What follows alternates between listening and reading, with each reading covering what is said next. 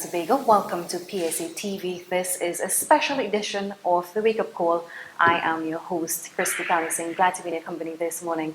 Of course, this morning, it's a few hours after the delivery of the final budget for this term for the People's National Movement, delivered last evening, by Finance Minister Colin Imbert, of course, with the theme of stability, strength, and growth. Something for all of us to think about. A budget that was estimated revenue of $47.749 billion and total expenditure of $0.36 billion, resulting in a fiscal deficit of $5.2 billion. Now, the budget was based on a projected oil price of US $60 and a gas price of US $3 per MMBTU. This morning, we're going to have a panel discussion, a post-budget analysis, really, just to talk about the various sectors, the various specialties in which we saw the allocations distributed yesterday. We've seen education receiving the highest amount. We've seen national security just under there. And following that, we also have some of the highlights, which we'll get into later, of course, is the minimum wage being increased from $15 per hour to $17.50 per hour. We've seen URP and CPEP salary being increased by 15%. But before we get into today's show, let's introduce you to our guests. To my right, I have Mr. Ravi Maharaj. He is a political analyst. To his right, I have Mr. Bradley Osbourne. He is a research analyst in economics.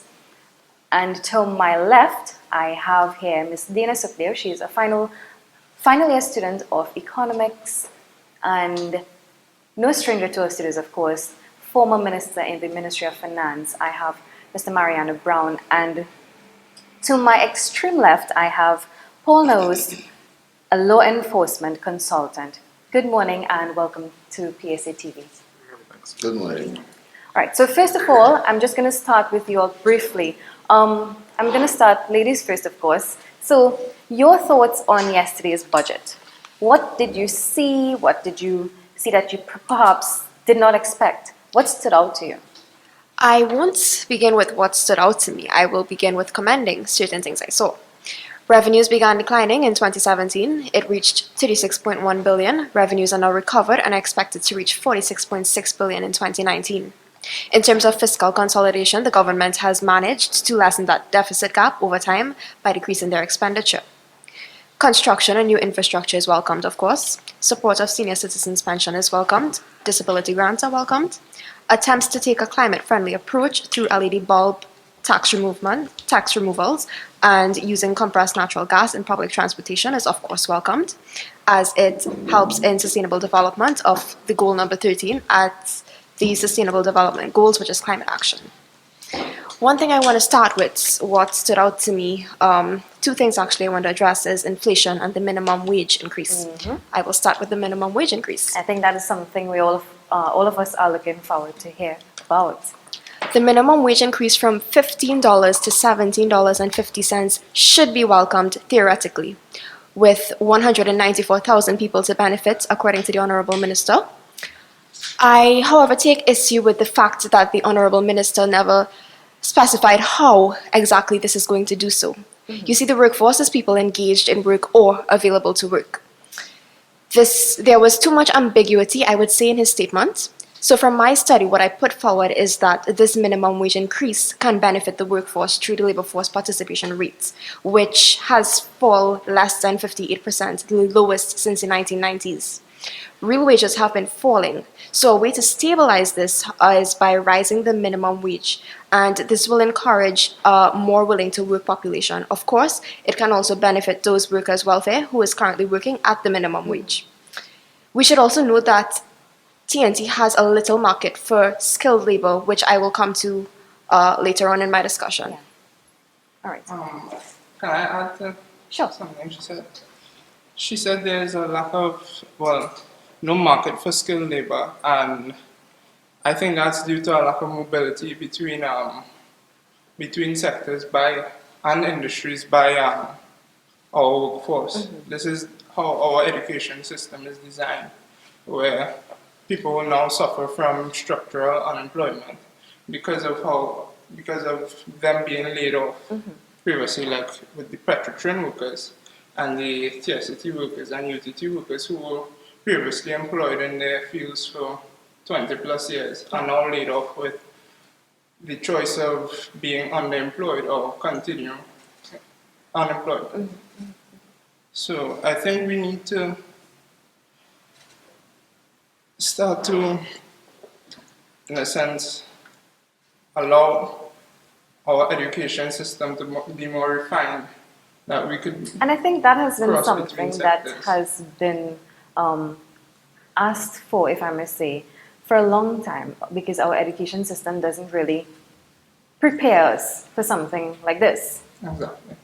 Mr. Browne, what stood out to you in yesterday's budget? When you looked at the budget, what was something that stood out to you mostly? Well, I think, it was a review of the minister's performance. What he was really doing was giving a review and congratulated himself on his performance over the last 4 or 5 years. The critical issue remains Trinidad and Tobago's economics position. The basis that he used, for example, to say that growth numbers were positive and moving forward, was first quarter data. First quarter data tends to be positive, particularly in the energy sector, with natural gas. And it's interesting that his comments on natural gas were in stark relief to his comments from the previous year. In the 2017 budget, the output projection for the natural gas sector was 3.8. For 2018, the output projection was 3.8 million scuffs a day, billion scuffs a day, and the outlook for this year was 3.9. The realized figure for 2018 was 3.628, and the average so far for the year is 3.662. In other words, we haven't been able to approximate last year's production numbers. So one would have to ask the question, or the target number. So the question is, what is going to transform Trinidad and Tobago's, or move Trinidad and Tobago's economy forward? The CSO figures suggest that the GDP numbers for 2018 are at 2008 nominal dollar levels. In other words, we are earning in 2018 the same amount of money that the country earned in 2008. That's a 10-year period. So if we're talking about it in actual dollars, and it's nominal dollars, in real terms, Trinidad and Tobago is worse off. Now, the only thing that moves a country forward is actually growing your income base. That's the only place that you could get increased taxes from, right? Because taxes essentially are levied on companies and individuals that are growing, or their income is growing and the economy is growing. So there's nothing in the budget that is transformative. That's the first point. The second issue has to do with the potential growth numbers. And what we really are is not in a turnaround situation. We're probably at a turning point, and that hasn't changed. He used probably the best number, which comes from the World Bank, which suggests that economic growth for this year will be 0.8%. Going back to the number that we talked about, which is the GDP number, which is essentially stuck at 2008 levels, the IMF's projection has been 0.01%. And if we look at perhaps the strongest impetus in terms of economic growth, which would have to be the natural gas sector at this stage, natural gas is growing, the natural gas production has grown by approximately 0.01%.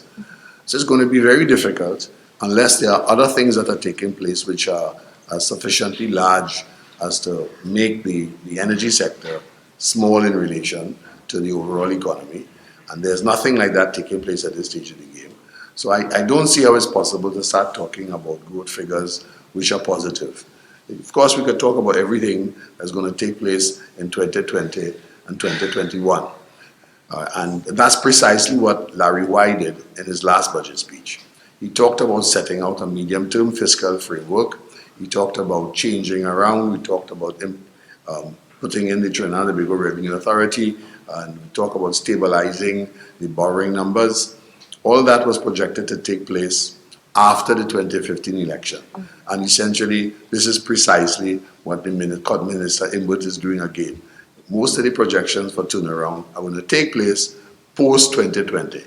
In other words, everything is going to be good, we're going to have a great year, and we start making every adjustment and all the other things that are required in 2021. Well, what happened in the case of Mr. Huai? Nothing. They lost the election. And of course, none of the financial numbers that he talked about panned out. So I'm not optimistic or sanguine about any of the numbers that Mr. Imbut spoke of with respect to 2021 either. Okay. Mr. Nahous, we've seen national security as compared to 2019. Last year, the allocation was $6.12 billion. And this year, we've seen it at $6.4 billion.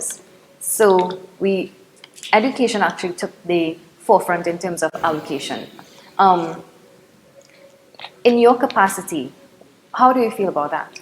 Well, before I answer that, I'd like to bring this up with the minimum wage because that stood out in my industry.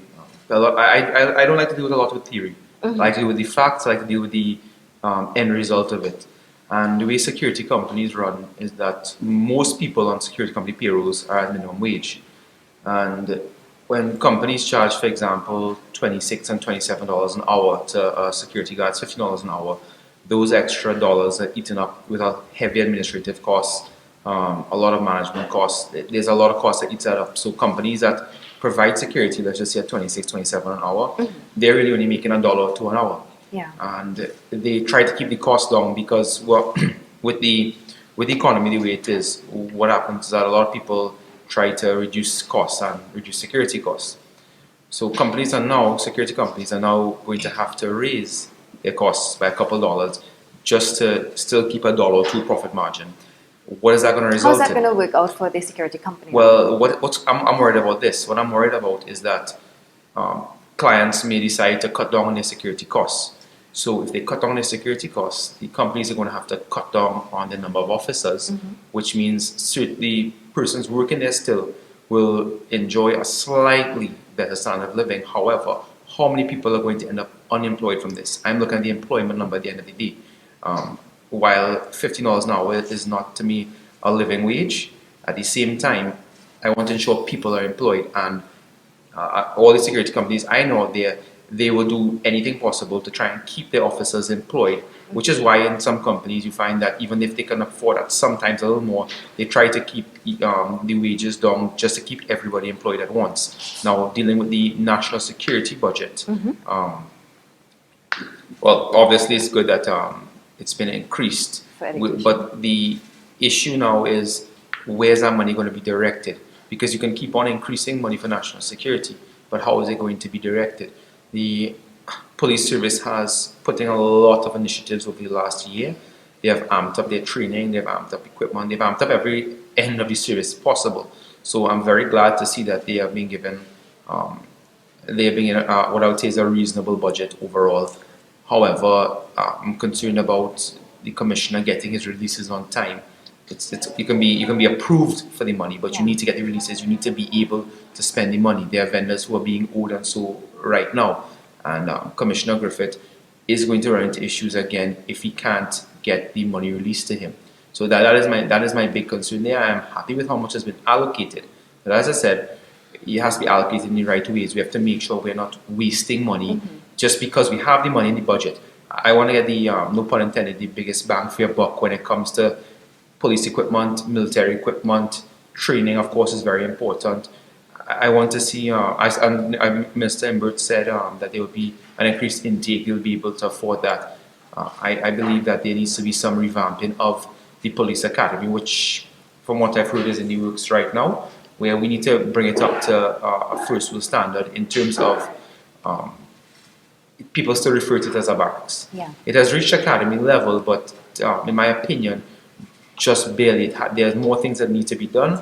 The commissioner is trying to push that as well, and I think that the increased budget would assist. As I said, my issue is getting the releases on time to be able to afford what the commissioner wants to put in place. To touch on the military, our military, as people are not really aware of the military operations that go on with the TTDF and the vital role they play in the country.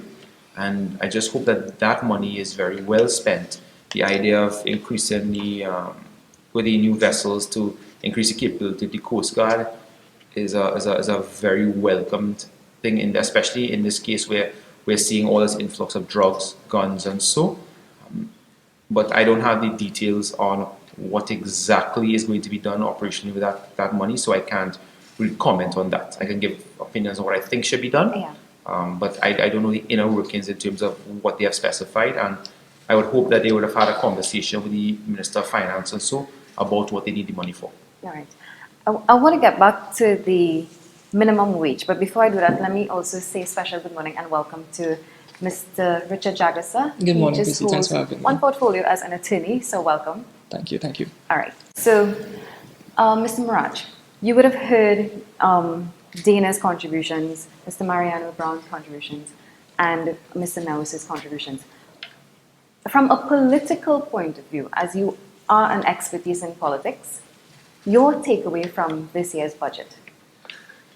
Well, I'll tell you, the Minister of Finance boasted about a lot of things during his contribution yesterday. I don't know that he should have, but he did.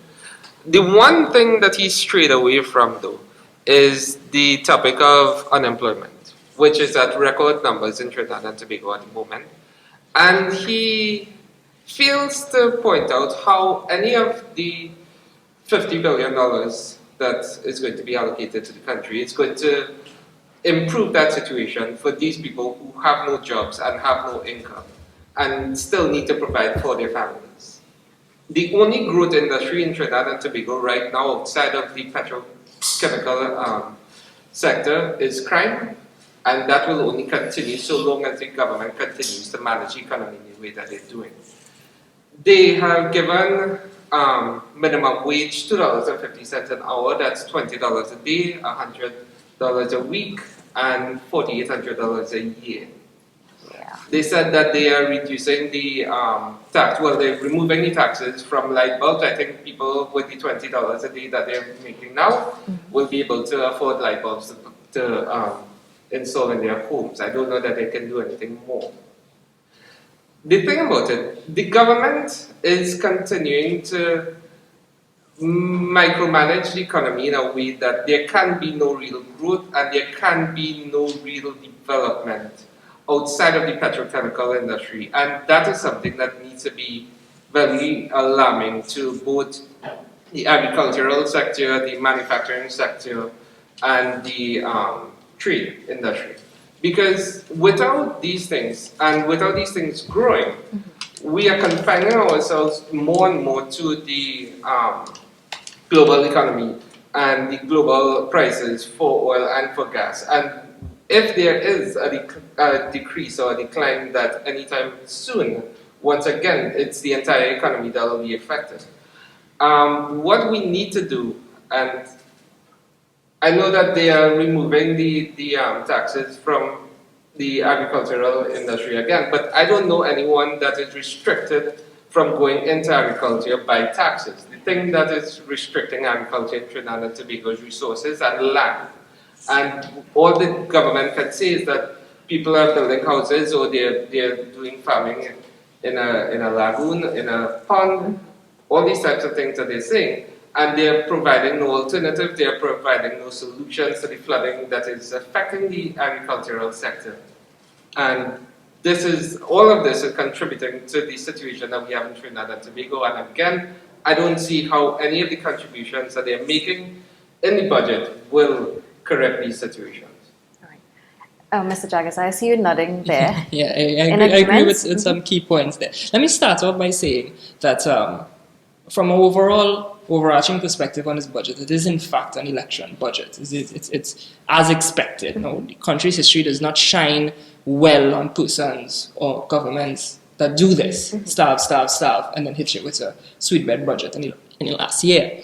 Now, what I also want to say is if it was going to be a sweetbread budget, if it was going to be a sweetheart budget, I would have liked to see investments made in areas of tourism and agriculture. And that's why I agree with my colleague there. Simply because investments in those areas increase immediately in the short term, medium run, and long run.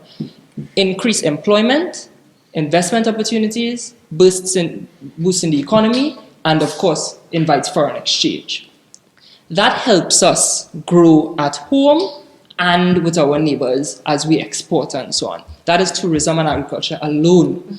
Now, that is where I would have liked to see some investment made. That would have assisted us in Tobago as we attempt to boost our tourism industry. That would have helped us at home as we attempt to boost our agricultural sector. Now, let me touch on the main topic, which seems to be the minimum wage increase. Now, what I haven't heard mentioned so far is the fact that this $2.50 tallies up to about $100 a week for a 40-hour person. Now, while a lot of the small businessmen, the San Fernando business community, the Shogunas Chamber of Commerce and so on, while they are declaring it a victory for them, what I think a lot of people are not noticing is that $100 a week is not much, but it will benefit these guys like Quartz and Standards who have down payment hire purchase ventures for furniture and so on, where they have $100 down payment per week and you take home the equipment. So in other words, it does not help, or it may not help in the big scheme of things, the small businessmen, the local businessmen, but it will help. And this is what's important. It will help the 1%. Excuse me, I am very disturbed by that term being used. It's become a racist term being used in society. I would like to counter that by saying that... Well, then take it to mean this. 1% of business owners in society will appreciate it. Well, then please, take it as that.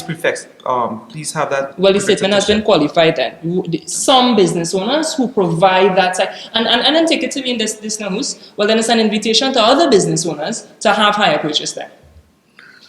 Well, I don't know that any net increase of that nature is going to make a difference to courts or anybody else, for that matter.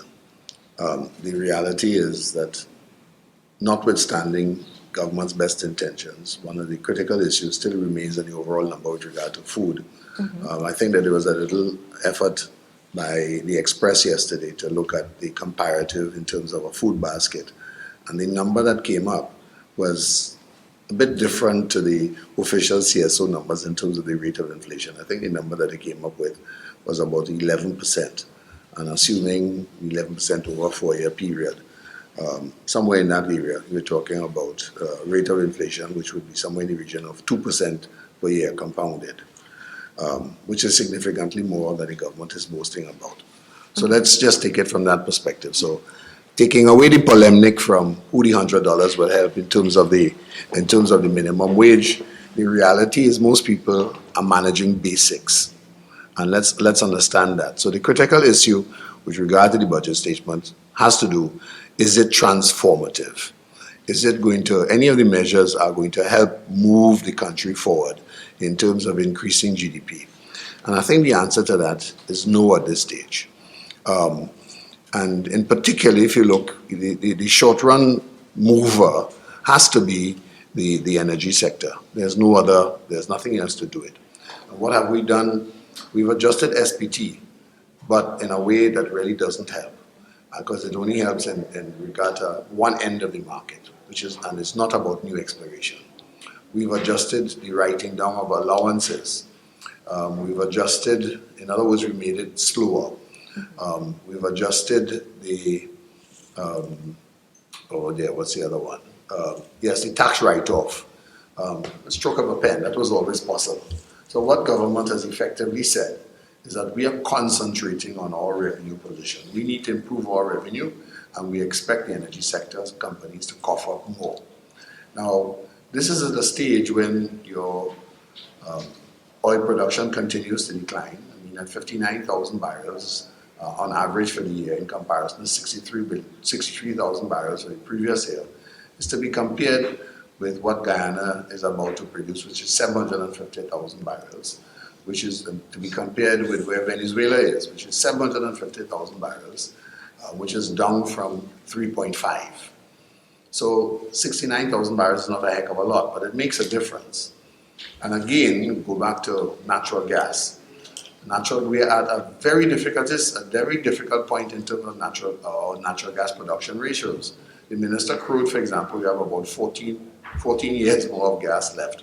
Well, that's not a thing to really broadcast, because that really says that there's going to be no new projects in the energy sector because we don't have enough gas. Mm-hmm.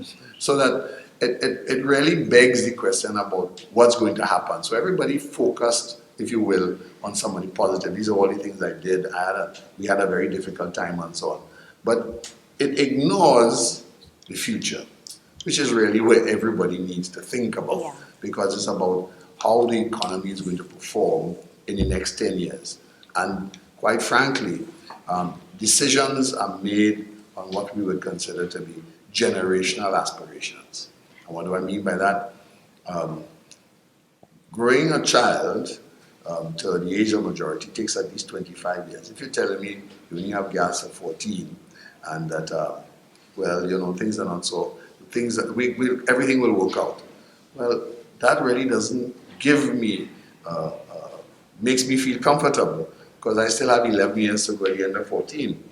So that the critical issue is what are the other incentives that are going to be given and or are necessary to transform Trinidad and Tobago, given that we have some difficulties in the medium to long term. And that was totally absent, given the fact that we are talking, and he started to speak about a medium-term planning framework. Well, the medium-term planning framework that he suggested was only about borrowing. Mm-hmm. It had nothing to do with economic growth, which is the critical issue, and which is what the budget is headlined about. It's about stability and growth. Yeah. Well, clearly we're talking about some degree of stabilization, but nothing to do with growth, which is the more important issue moving forward. I would like to ask this, maybe the more economically inclined here could answer, but speaking about medium term, long term, certain incentives are given for agriculture, certain incentives, as Mr. Jaggassar said. What about tourism, different things, but we're looking at tourism, agriculture, the more economically inclined could maybe answer this. What percentage are we potentially capable of reaching in terms of that? Because we know we can produce agriculture, we know we can try, there are things in theory we can do, but how much will that impact or be able to make up for a drop in oil or for natural gas? How much can we actually achieve by that, or are we slaved to natural gas and oil? I'm glad you're talking about that, because Dean and I were actually talking about this before we came on set. You raised the issue of diversification in particular, and with the announcement that the oil and gas industry, we just have about 14 years of gas in our reserves. What measures are there in place to diversify the economy away from oil and gas? And is it feasible? Yes.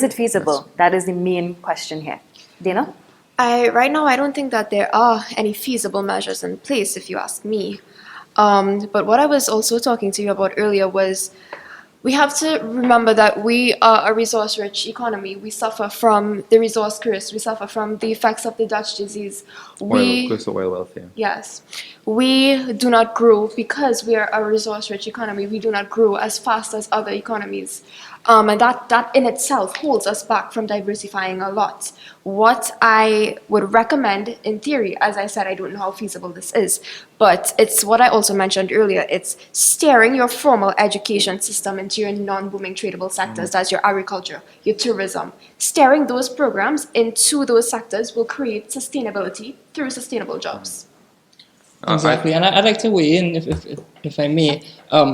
The answer is up and down the islands. We have smaller islands like St. Lucia, St. Vincent, we have Barbados, we have Jamaica. None of them, zero input from the oil industry. Yet they're striving. Their economy is higher than ours. Jamaica produces 10 times more tomato per person, per resident than us. Why? And they are on the hurricane line. We are not. We were recently hit by one storm. Last time that happened was maybe over 10 years ago. The bottom line, Paul, and I hope this answers your question, is that it is being done up and down the islands with less resources, as my friend correctly indicated. All we need is some investment, some push from the state, and unfortunately it has to come from the state, as former minister indicated. And of course, once that happens, the country will do the rest. As we are, in fact, striving citizens, we will do the rest. We will do the needful. Bradley? Yes. One thing I'd like to bring up that I found was missing from the budget was a revisit to the Venezuelan migrant situation. By default, we've given them universal work permits. And I think a big salute. I think a lot of us are ignoring the fact that we've been given a major labor boom. Mm-hmm. So we now have a lot of labor relative to what we had before. And we can we stand to benefit from this, especially in achieving an expansion in exports, if we use sectoral work permits. So which is to classify them to be working in like non-moving tradable sectors, okay. such as like agriculture, manufacturing, tourism as well. That could help. I mean, it might be some years before we achieve getting them into tourism, but... Mr. Maharaj, I know you also spoke about the incorporation of the migrants into society, particularly in certain sectors. Do you agree there? Well, I mean, the migrants really and truly, they're here on a temporary basis. I don't know if they will be here permanently. The work permits that they got were just for 1 year. Mm-hmm. The real issue that we have to be looking at is not are the migrants taking away the jobs, is the government providing a way for us to create more jobs to facilitate both the migrants and our own citizens. And that's the thing that the government has failed to do in the entire 5 years that they've been in government. With regards to the wage increase, though, what it does is that it now gives business owners, and especially small business owners, who would be more inclined to hire locals, would now be looking at the foreign labor if they can cut costs that way, and therefore provide their goods and services at a cheaper cost in the end. So, I mean, really and truly, the entire thing with the migrants comes down to whether or not businesses would see them as a more dependable and a cheaper source of labor rather than hiring local workers. If I may make a point with regard to a couple of things that were said just now with regard to tourism and agriculture. Agriculture in Trinidad and Tobago has traditionally been export agriculture. Citrus was for export, cocoa was for export, coffee was for export, sugar was for export. Domestic production of food has always been marginal. So that the critical issue has to do with land tenure, as well as, how shall we put it, many of these successful inputs into agriculture has to do with also to labor. And those are two specific issues. The people who farmed in cocoa, coffee, citrus, and otherwise also did food crop production, but it was always as subsistence agriculture.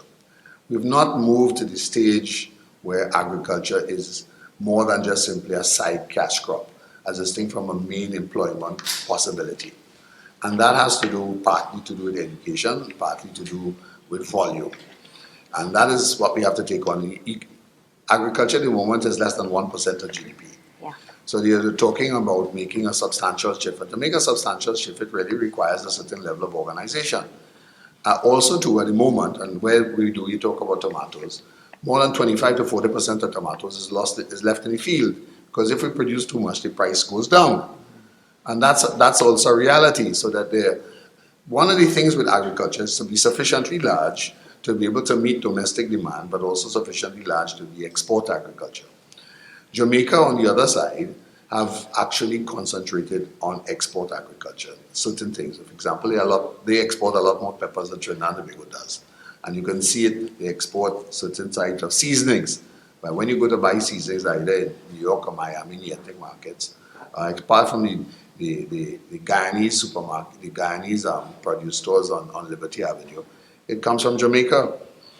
So that is what we have to, so it really is a question of organization, that's one. And we're not organized. Just doing it on the input side requires something else. So there needs a level of business and organization that is missing from that particular sector. The second part has to do with tourism. Trinidad and Tobago does not have the infrastructure for tourism, with the best will in the world. We have approximately 1,600 hotel beds in Trinidad and Tobago that are classed at what we consider to be 3-star and above. And that is evidence, for example, holding, let's just go back to the Fifth Summit of the Americas and the Commonwealth Heads of Government. We just didn't have enough hotel beds. It's as simple as that. So that to talk about tourism as a transformation, you really are talking about a lot more that has to be directed towards the sector for it to make a difference. So Barbados, for example, which is 164 square miles, 270,000 people, it hosts 800,000 visitors a year, more than going to close to 1 million. That puts stress on different types of resources. And in the case of Trinidad and Tobago, 1 million people, we host just about 300,000 visitors a year. Much of that, friends and families assisting from people who are coming in for the hotel, the tourism experience. And for those of you, I invite all of you to go to Blue Basin, for example, and enjoy the wonderful scenic sight as you get there, right? Which is garbage, poor roads, and a host of other negatives. Skipping out the parts about crime because you're passing through a few hotbeds. Right? So we can't talk seriously about tourism if we don't put the necessary infrastructure in position and treat with it.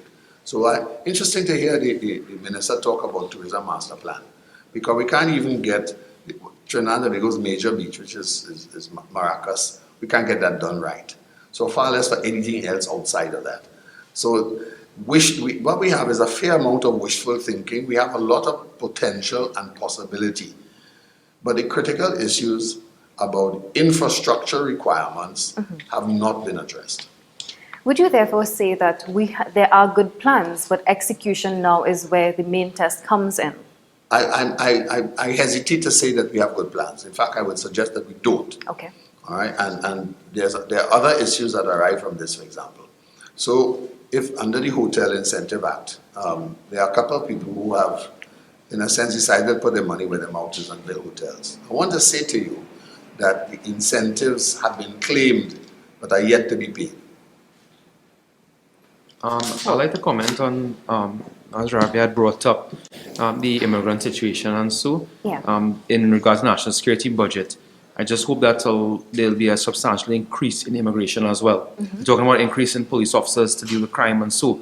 Hope we're talking about an increase in intake of immigration officers, better resourced immigration officers, better resourced immigration department to be able to deal. Even remember IDC in Port of Spain was in a state, to say the least. Yeah. So I hope that a portion of that money is pushed into that, because as we have now identified that there's a migrant situation, and that we have some realistic numbers coming in as to how many registered, unregistered, and so on, that our immigration will be given the tools to be able to, I'm not saying deport, so I'm saying manage, that those who are supposed to be here can stay here for the legal amount of time, those who aren't put in IDC, deported, and so all, that all the management systems and ground systems are in place in immigration.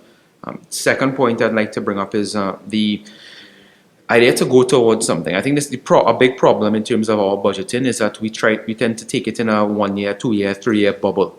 You need to have a plan in terms of not even just a 5 year, in terms of between successive governments. You see the plans change every time governments change, which is their prerogative. Plans change while the government is in office. Things happen.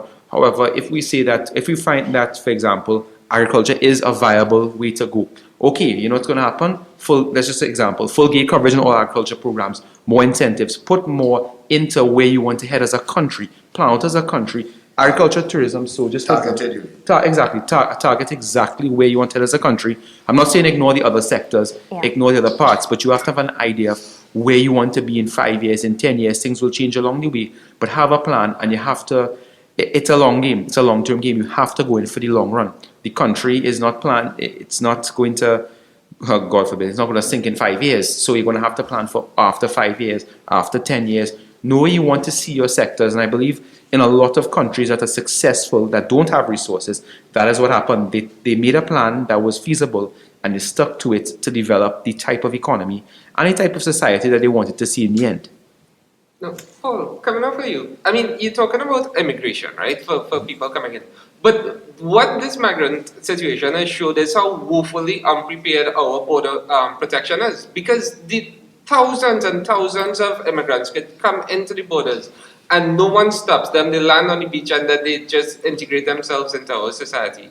Before you look at immigration, you need to look at border protection as the major issue, because in addition to the migrants, they're bringing in drugs, they're bringing in guns, they're bringing in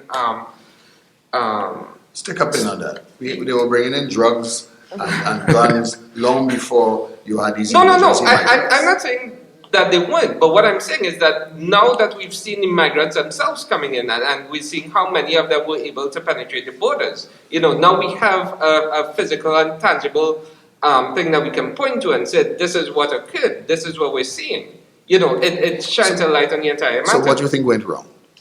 Well, I think that there is no, there are too many holes within the border protection that allows these people to come in without being stopped. Could I help you on that? And let's go back to the budgetary process. The bottom line is if we keep buying assets, and in this particular case boats for the Coast Guard and so on, but we don't budget, and we budget for salaries, which is fine, everybody gets paid, but I don't budget enough money for fuel, I don't budget enough money for spare parts, and I don't budget enough money for running costs. Well, all the boats are going to be sitting down and everybody's going to be paid. That is the problem with border protection. Right, but what about the radar system that we were talking about? If you're not maintaining the boats, you're maintaining the radar? Well, no, I mean... So if you have the radar and you don't have the boats to support the radar, what good is it? No, but again, I'm not saying that these things are things. What I'm saying is that the government needs to do it, and they haven't been. I was making an important point. The important point I'm making is that, unfortunately, our governments ensure, from a voting perspective, that we get paid. They don't make certain that that those agencies do what they're supposed to do. Right? Now, if you have to do what you're supposed to do, then it means that the running costs are what is critical. So I'll give you another example. This one is perhaps more pertinent, and it explains why the border protection is weak. You build a hospital for $1.5 billion. You get the finance for it. What's the cost of running it? It's $450. About 30% of the capital cost is what it costs to run. In other words, every time you build an institution of that nature, what you're doing is building running costs. Right. If your budget is under stress, what is critical is going to be the running costs for these additional institutions. And the transfers and subsidies are what we consider to be soft costs. Costs which go towards benefits, payments to individuals, as distinct from running and maintenance costs. That's the issue. The issue is for the state to operate fully, then the institutions of the state, the agencies of the state, have to have the necessary running costs to operate. If they don't, then they will operate efficiently. So the healthcare is not going to be as good as it should be, and our borders are not going to be protected. But we will have people that come and march for the independence parade, because we could do that, right? But the important part about border protection is making certain that I have deployed the necessary boats and equipment in the water for them to run. If they're not working because I don't have the spare parts and I don't have the running costs, there goes my border protection. That's the issue. And so that becomes a fundamental issue in terms of managing our budget for the priority issues. And that, so far, is a failure. All right. Paul, I know this is your expertise, but we're going to start a really short break right now. This is PSA TV. You are viewing a special edition of The Wake Up Call here. A very diverse panel this morning. We are talking about the budget which was read yesterday in Parliament by Minister of Finance, Colm Imbert.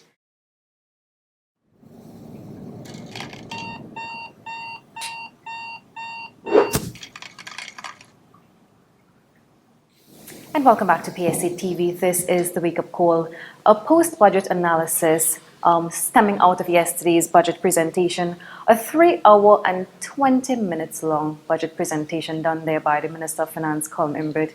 It's the final budget for, well, logically speaking, for this term. What we've covered so far is the more finance aspect of it. Just a brief overview.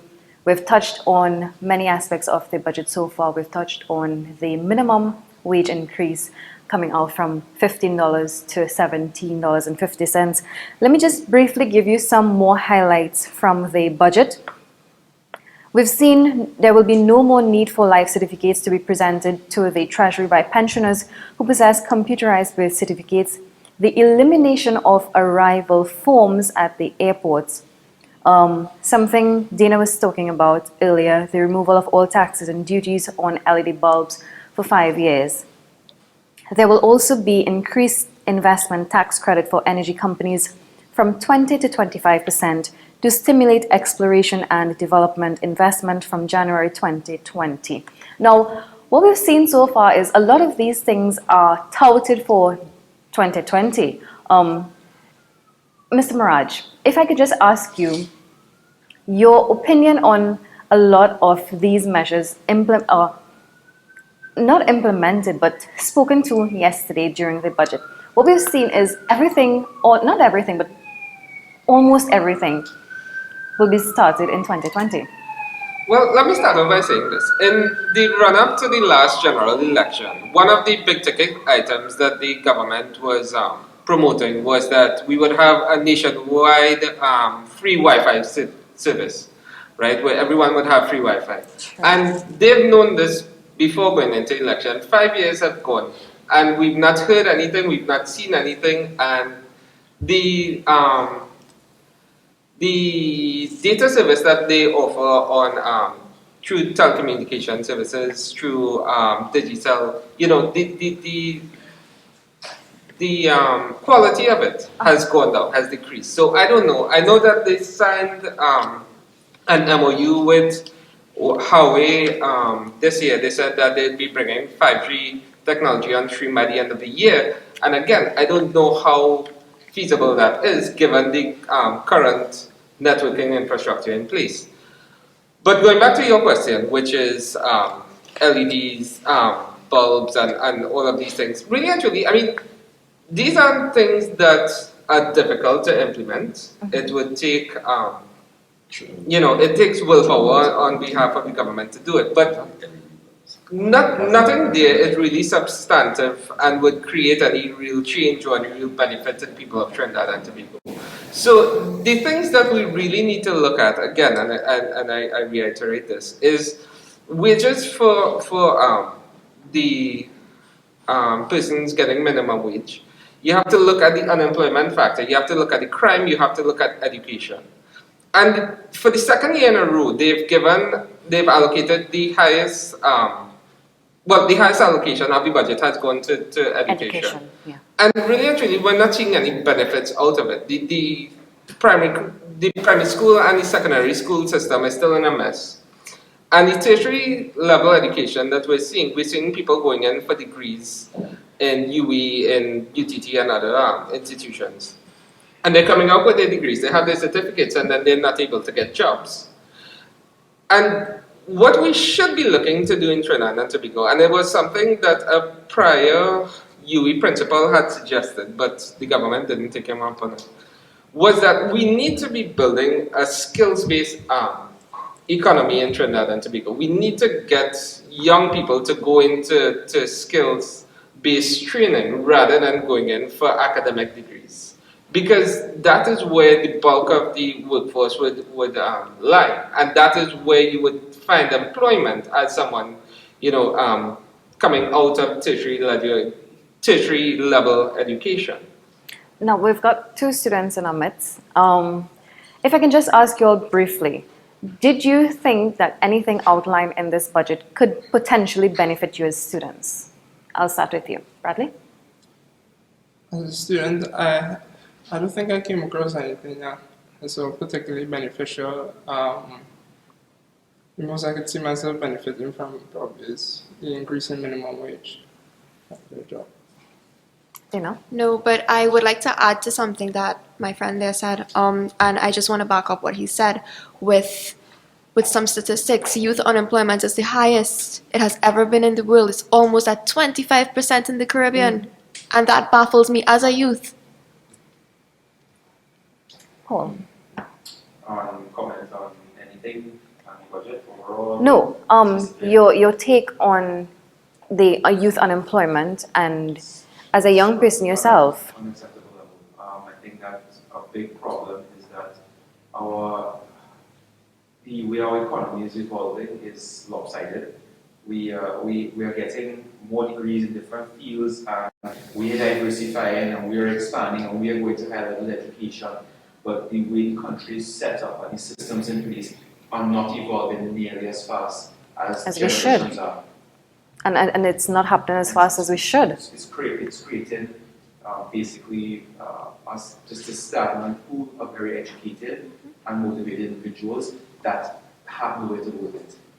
Where have we gone wrong in terms of where we've seen where we're supposed to be, and in terms of where we are today? Mr. Browne, in your capacity, you've been in the politics arena for many years.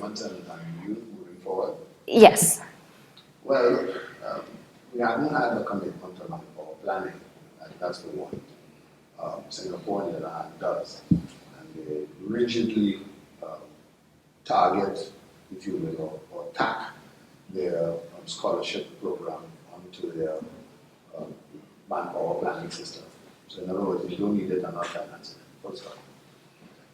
And that's something that we haven't done. Our gate has been general and across the board. Trinidad did well, all of a sudden, everybody, tertiary level education was critical. So we solved it that way, which also had to do with books, to be honest about that. So let's get on to where the region is.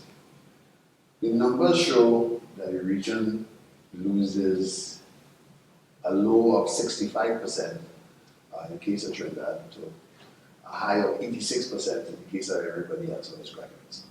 In other words, our educational programs essentially are export-oriented. That's the reality. And the only way that you can fix that is by reconfiguring your domestic economy for growth. And that's where the difficulty meets. The rubber hits the road. What can you afford in the sense of tertiary education? What are you going to target it to? And how fast or how quickly are you going to grow? Can you grow, certainly? And what do you do to do it? Now we haven't solved that equation. That's the problem. And that's what's leading the difficulty. Now we're not unique in this. When Europe ran into a problem post the financial crisis in 2008, unemployment amongst the young in Greece, Spain, Portugal was approximately 50%, and with the same results. That a large or significant element of your 25, between 20 to 25, which will be left elsewhere. The European is a free union, and we have freedom of movement. And as much as we have CARICOM, which is meant to be a similar sort of free market, we don't have freedom of movement. We have restricted freedom of movement, except for four basic categories. So that there are the way to solve that issue is tied up with growth and transformation of the economy and adjusting to what is taking place elsewhere in the world. And unfortunately, we are not doing that fast enough. Any recommendations as to how we should go forward in terms of the issue has to be transformation, and what Trinidad and Tobago has I mean, we talk so much about transformation, government yes. come, government go, yes. but have we really seen it? No, and we've seen it in a sense in that we've transformed part of the energy sector, and now you can say we transform it even more.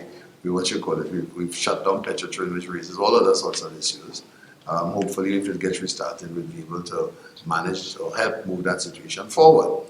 But and this is what is critical, and there are limits to growth.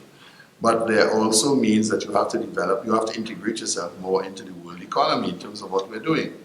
So that also means that there has to be a role for the private sector, and a strong role for the private sector. And I think, unfortunately, that we are not, the dialogue with regard to moving Trinidad and Tobago forward has been a dialogue about what the government is required to do.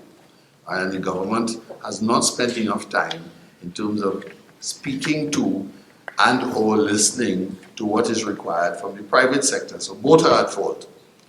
Now, how do we solve that issue moving forward? Well, it is clear from yesterday's budget that virtually the government really does not think that the private sector matters much moving forward. And if that's the attitude that we're going to adopt, then you're not going to be able to transform the economy. It's as simple as that. So it has to be a conversation, and that conversation is missing. You're sighing. Yeah, I don't know if it's in agreement or if it's in opposition. Actually, it's partially in agreement. In the 1960s, there was a manpower plan to export approximately 50,000 persons from Trinidad per year to the US and to the UK in order to find jobs, and they would then send their income back to Trinidad and Tobago. That was actually part of a legislative agenda of the first PNM government. Something that we've seen though in Trinidad and Tobago is, in recent times, is the advancement and the growth of the banking industry. And I know Mr. Browne, part of his administration, the PNM, from 2002 to 2010, what they were looking to do was to create a financial hub in Port of Spain, and it would serve the region, and you'd grow the finance sector, and that would be a way to stimulate the economy and to develop growth. That is something that I haven't heard any government since Patrick Manning speak about in any real definitive terms. And it's something that we really should be looking at as we get away from the oil and gas sector as resources continue to deplete. That is one of the things, because in terms of infrastructure, in terms of resources, you really don't need that much. You need physical infrastructure in terms of buildings, and you need persons to staff it, but you don't need the same types of land that you would need for agriculture, for tourism, for those types of things. And it's something that would not only attract foreign investment and foreign direct income, it would also create a growth industry within the region to allow, both the economy of Trinidad and Tobago, and if the region gets involved, the entire region can benefit from it. Bradley? I would like to go back to something Mr. Browne mentioned with the closing of Petrotrin. So I was aware that they did revamp as Trinidad Petroleum Holding Company Limited, I believe, with 3 subsidiaries. Yeah. I believe it's Guayakari Refining Company Limited, which holds the assets of Petrotrin. Paria Fuel Company, which imports the finished products for domestic and regional consumption, and the Heritage Petroleum Company Limited, which is supposed to be involved in exploration and production of oil and natural gas, I believe. They said it's been existing for the last 3 quarters and making a profit of about just over $500 million. In just 3 months. In 3 quarters, in 3 quarters. And they have some memorandum of understanding with Shell TT, I believe. Shell, yeah. And it's supposed to help them leapfrog into some new technologies, given that we've been lacking in research over the years. So they've estimated that our current production of 35,000 barrels should reach about 40,000 in 2022. Do you see that happening anytime soon? Well, let's put it this way. I mean, you're talking about Petrotrin and its successor, Heritage. All right? Heritage can't help but make money. If I knock off all the expenses, and I'm operating on a very thin operation, because essentially, remember, the majority of people were retrenched from the entire Petrotrin organization, so we only hired back a very small segment.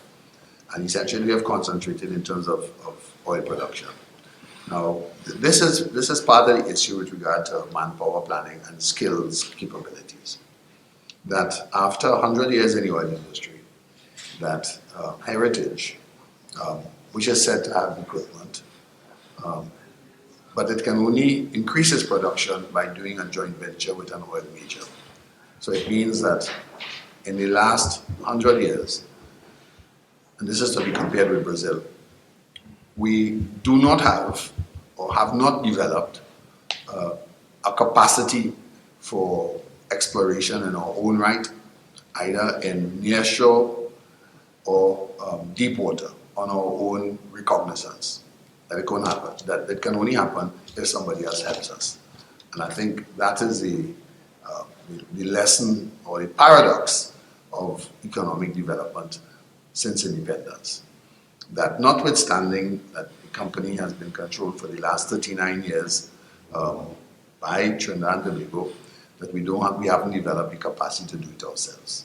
All right, we are slowly running out of time for this segment of our post-budget analysis. So what I'm going to do, I'm going to ask your closing comments before we wrap things up for this half of the budget discussion. Paul? Glad to see an increase in national security. I just hope that the money is spent in a tactical way, and put that way. Mr. Browne? I think the critical issue for Trinidad and Tobago remains not simply how much money we have, but the reality is how we use it. And I think that's a fundamental issue moving forward. Dina? I agree. Definitely resource allocation. We do have scarce resources. We need to manage them more efficiently. And also, I just want to add one more thing. I think that we as an economy need to change our institutional framework in moving towards a more environmental friendly environment. The government is just trying to, this is all part of their campaign leading up to the general election. I don't know if they've done enough to capture any new votes, but it'll certainly keep the votes that they had in the previous one. So that's all we can look for and see if there can be any change in the government afterwards. Bradley? I would just like to see more efforts towards the diversification from non-energy sectors. I want us to take a step back here instead of experts in our various fields and think about this as citizens, as regular citizens in the country. As has been said, it has been openly declared we only have 14 years left of our revenue, our reserve in oil, and therefore diversification needs that. And that's the bottom line. Whether we have the systemic change for it, whether we have the mentality for it, we need to have it, full stop.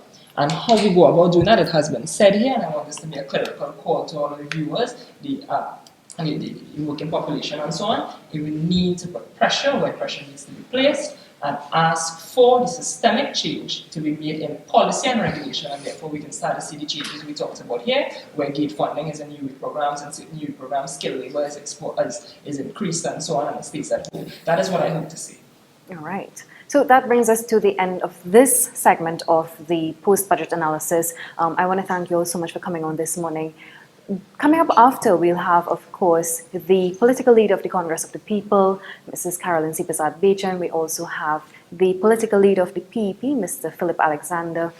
And we have Mr. Warren Anderson. He is a financial economist student. So coming up after, we'll be chatting a bit with them on the budget analysis.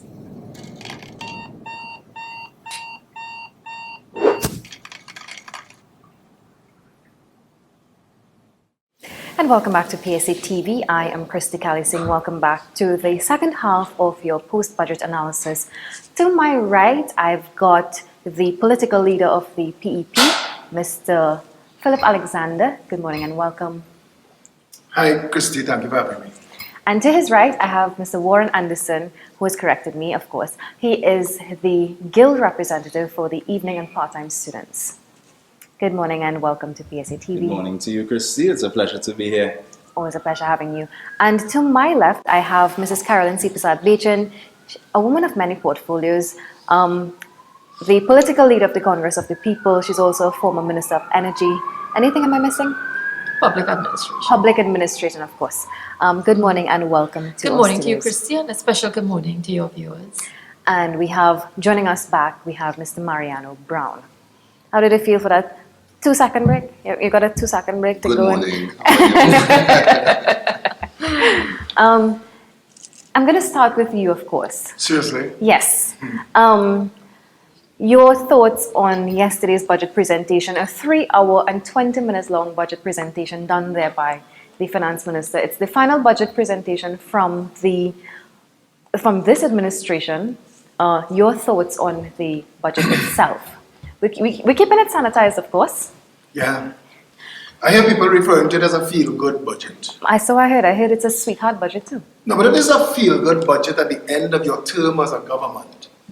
And you are handing out handouts to 20% of the working population minimum wage. How does this feel good?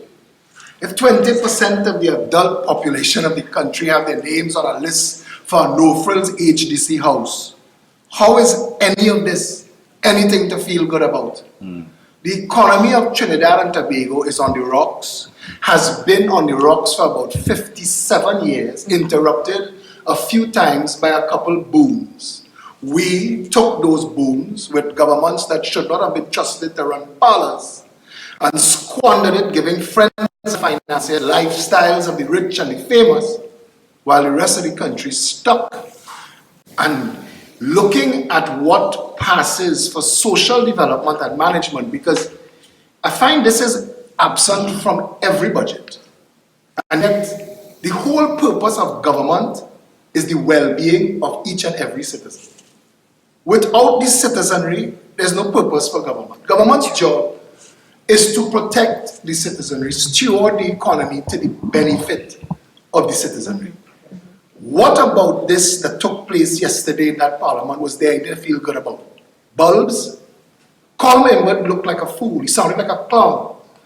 And to the masses who've been kept in poverty and subjugation for 57 years, boom come and boom gone, to give them 30 cents US extra an hour and tell them to feel good about that is an insult to the people, an insult to the parliament, and an insult to the nation. I give this government a failing grade. And yesterday, that was the exclamation point. I see my friend here, Mr. Anderson. I see you nodding in agreement here. Not necessarily agreement, just waiting my turn. I guess it's my turn to weigh in on the budget, and of course I'll bring a general student perspective coming from the UE. What is of particular interest to me, and I heard the panel discussing transformation before, right? And we, in order to transform from something to go to something else, right? We know that we have been established as a rentier economy based on oil and gas, right? And now the question is, where do we move to? Yeah. What is the legacy of the country? And I have not seen in the budget or heard anywhere else the reliance on what I view as the great equalizer, technology. The smallest country in the world could be compared to the largest country by developments in innovation where it comes to technology. All the other industries can be bolstered by the use of technology. Right, and right inside of UE, I'm very proud to be a UE student because I know right now we've been sending students to China as a part of software development programs. And I'm very hopeful that these students are going to come back and lead the charge in terms of technological development in not just the country, but the region, right? And what we need to see flowing out of that, of course, is the development of e-commerce in the country, because we have a lot of innovations, a lot of bright minds, and we are talking export, but when it comes to getting the money digitally, we have an underdeveloped e-commerce sector, and we cannot get what is due to us.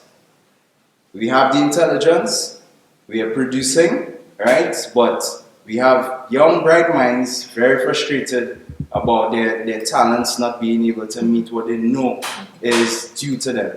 So that's where I'll be looking at where this budget is concerned. I'll weigh in on other items as the time goes along. Mrs. Seepersad, Bachan, I know this would have been one of your fields. Just piggybacking on his point, e-commerce coming under your tenure as former Minister of Public Administration. So tell me, Let me just first of all say special good morning to everyone.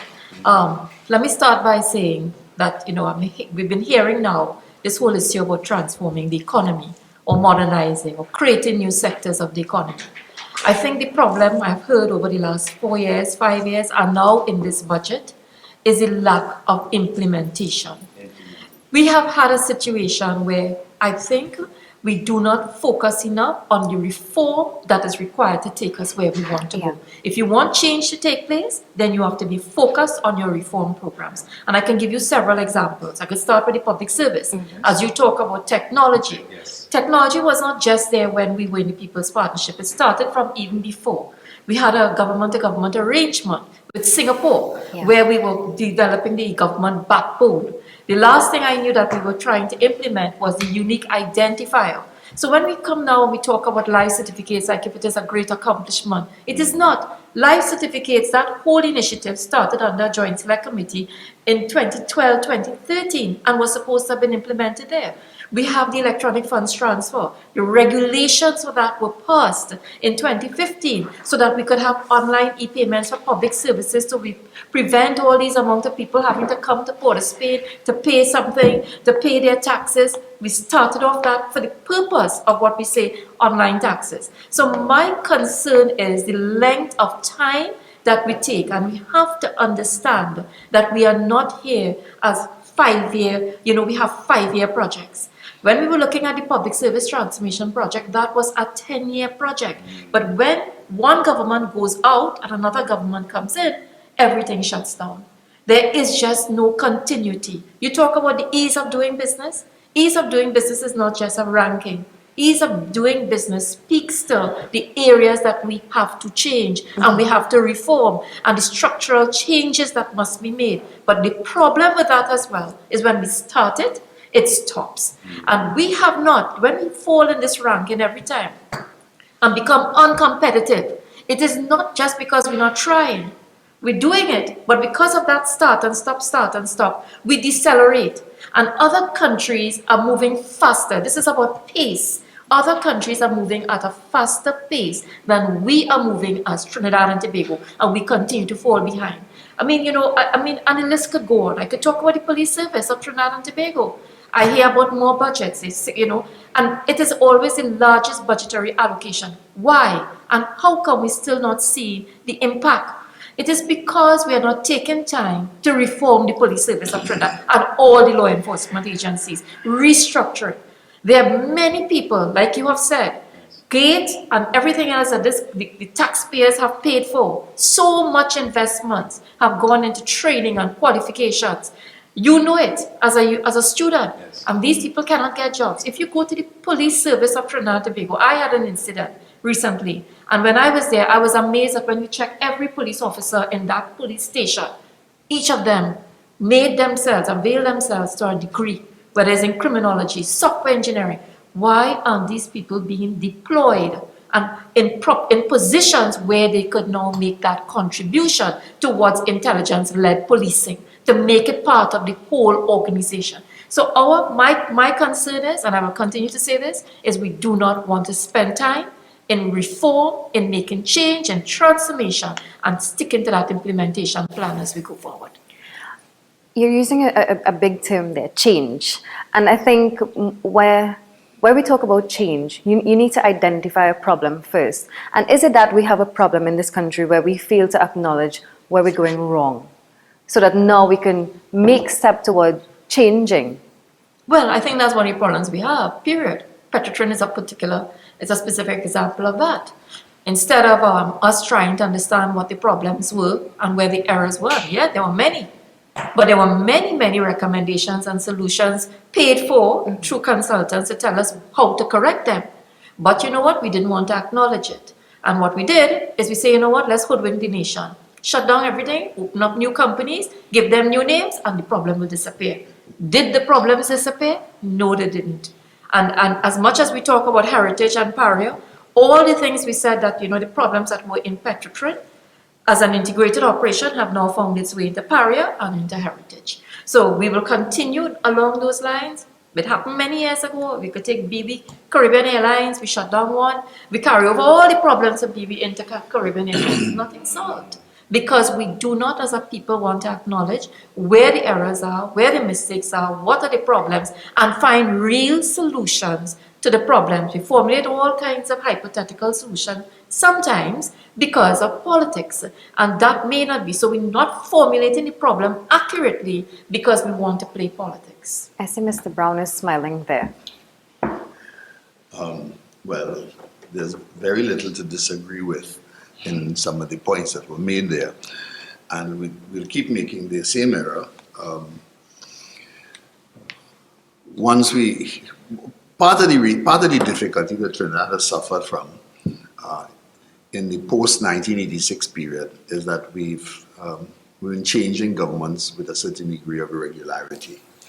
As a result of which that they have lacked the continuity of effort in terms of finishing things. That's one. And secondly, we haven't determined what performance measures are. And we keep, and that's interesting because the point that Mrs. Seepersad Bachan was making has to do with solutions, but also with performance measures. What have we done, and is it appropriate to the task? And when do we have, and should we change? Exactly. Those are the other kinds of questions that have to be asked as well. So that part of the issue is that the administrations have been, in a sense, too short in terms of getting the job done. And we've not been sufficiently proactive in terms of moving forward. And we've also come up with what you would call, in other words, to fit the solution to that time frame, we call them a solution. So essentially, for example, we take NHA and we make it HDC. But we just move NHA across into HDC and we change the name. Anything change? Pay for a little paint, put in a new building and we expect things to change. Well, it can't. Mr. Browne, I was wondering if I could ask you one question. Yes. Because we're talking about these things in ways that the average person not grasping. And I find the discussion becomes political. Because they're hard. Good, no problem, they're hard, right? And I find that the discussion becomes political quickly. It becomes a contest about... I haven't gone to politics at all. at all. I just want to ask you a question. You are Minister of Finance, yes? Yes. I want you to explain to this nation why we still, to this day, spend hundreds of millions of dollars every year transporting prisoners from jails to courts when we've known for over 2 decades that the cheapest, easiest way to get justice on time is to build the courts inside or adjacent to the jails. Have you ever sat in a cabinet where it was discussed? I've sat in a cabinet where the cost of the contract was discussed, and it was easier to award the contract than it was to agree to building the jails. Building courts? Building the courts next to the jails. And could you explain why? Why is it easier to give a contract that causes so much inconvenience, costs 10 times per year, what a one-time... Yeah, but I can explain that very easily. And it has nothing to do, and I know where you are going with that. I'm going everywhere. Right, and I'm going to make this particular point. I think the specific issues, and there are issues, have to do with setting out detailed plans and working in accordance with a coordinated plan across ministries. So that what is agreed with the Ministry of National Security is a contract for X. But the agreement with regard to building courts has to be with a different ministry, which also has to be integrated with another one. So what the problem really comes from a lack of integrated management focus in terms of solving... failure of cabinet to communicate. Simple ideas. Not even a failure of cabinet to communicate. If the ministries are not communicating, right, the ministers are not going to be able to communicate. So the issue has to do with interministerial format. So I'll give you a very specific instance, right, and not something very specific. Following through from the point that Mrs. Carolyn Seepersad Bachan was making with regard to deployment and working with Singapore. TT BizLink is really the Ministry of Trade. I'm a Minister of Trade, and we have to give approvals. But approvals for certain things require approval that comes from the Ministry of Health, also requires approval that comes from the Ministry of Agriculture, and also requires approval which comes from the Ministry of National Security.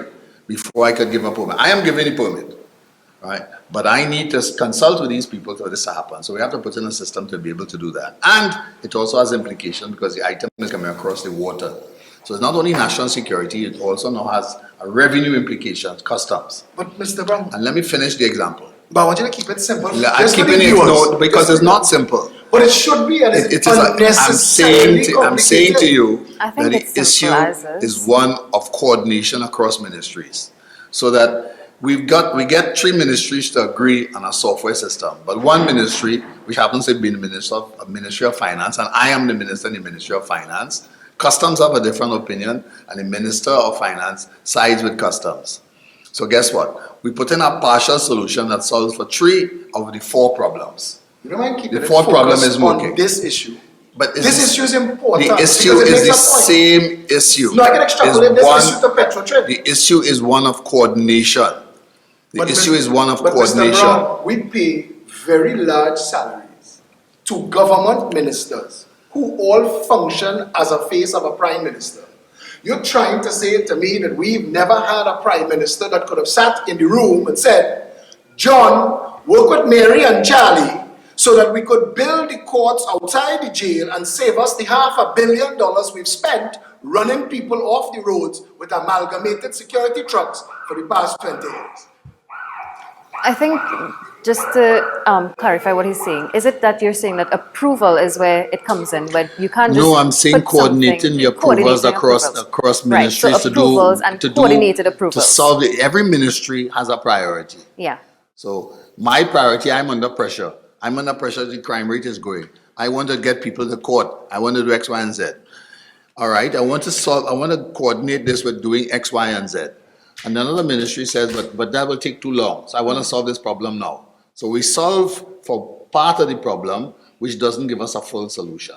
So we get an expensive partial solution. And that is the issue that we have dealt with in the public service reform program when we were trying to do from the coal to diamond.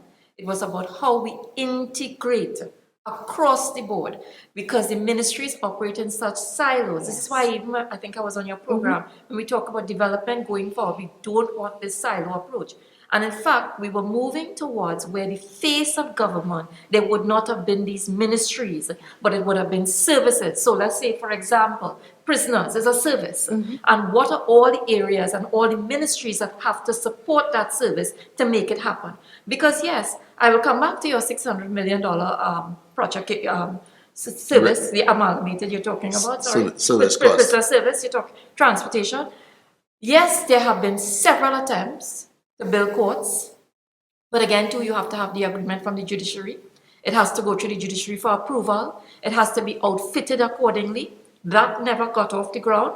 The second thing... Let me answer that. Let's take it one by one, right? There should be systems and protocols that are easy to copy from the entire Commonwealth. A court is a court is a court. You know, actually, the interesting thing about Mr. Browne, with the exception of 3 countries across the region. No, I'm answering you. But I want to answer something she just said. And then I want to answer that question because you're saying across the entire Commonwealth. The entire Commonwealth is not consistent. But of course, Australia, the Prime Minister is moving the Parliament from the waterfront and turning the waterfront into a court. Mr. Alexander, hang on a second. We're not on a political platform here. Mr. Mariano Browne. So why are we having this antagonistic approach? Okay, Mr. Alexander. Okay, all right. You were saying, Mr. Browne? I was just saying that the issue is one of coordination, and I'm going to make the point that Australia, Canada, Singapore, New Zealand are probably the gold standard in terms of coordinating along those lines. That's right. But you have the same problem across all the other countries in the Commonwealth. Exactly. So then our answer to us not being able to solve, because I remember when the contract was awarded, we had green prison trucks. And I remember the Secretary General of the Prison Officers Association said they weren't consulted on the amalgamated contract. They didn't need it, and it came like a thief in the night. How is it possible that when financiers or friends of the government want to get stuff done, all of these obstacles that you and Mr. Browne spoke about don't get in their way? You know, I want to say to you, I'm sure that there are issues with regard to friends and financiers, and that there's some element of that in this. But you ask about a wider issue and you want to move it into one specific area, one specific contract. If you have a problem with the amalgamated security and if you want and the fact that it has been consistently able to do X, Y, and Z, then you also have to ask the question about a whole other series of areas. Now, I want to make the point to you that government has taken a position with regard to some time. Before they used to have, the Ministry of Works and Transport used to have all of its equipment painted grey, correct? Yes. Right. They used to have equipment so that the Ministry of Transport used to go and clear on the North Coast because it had its own equipment.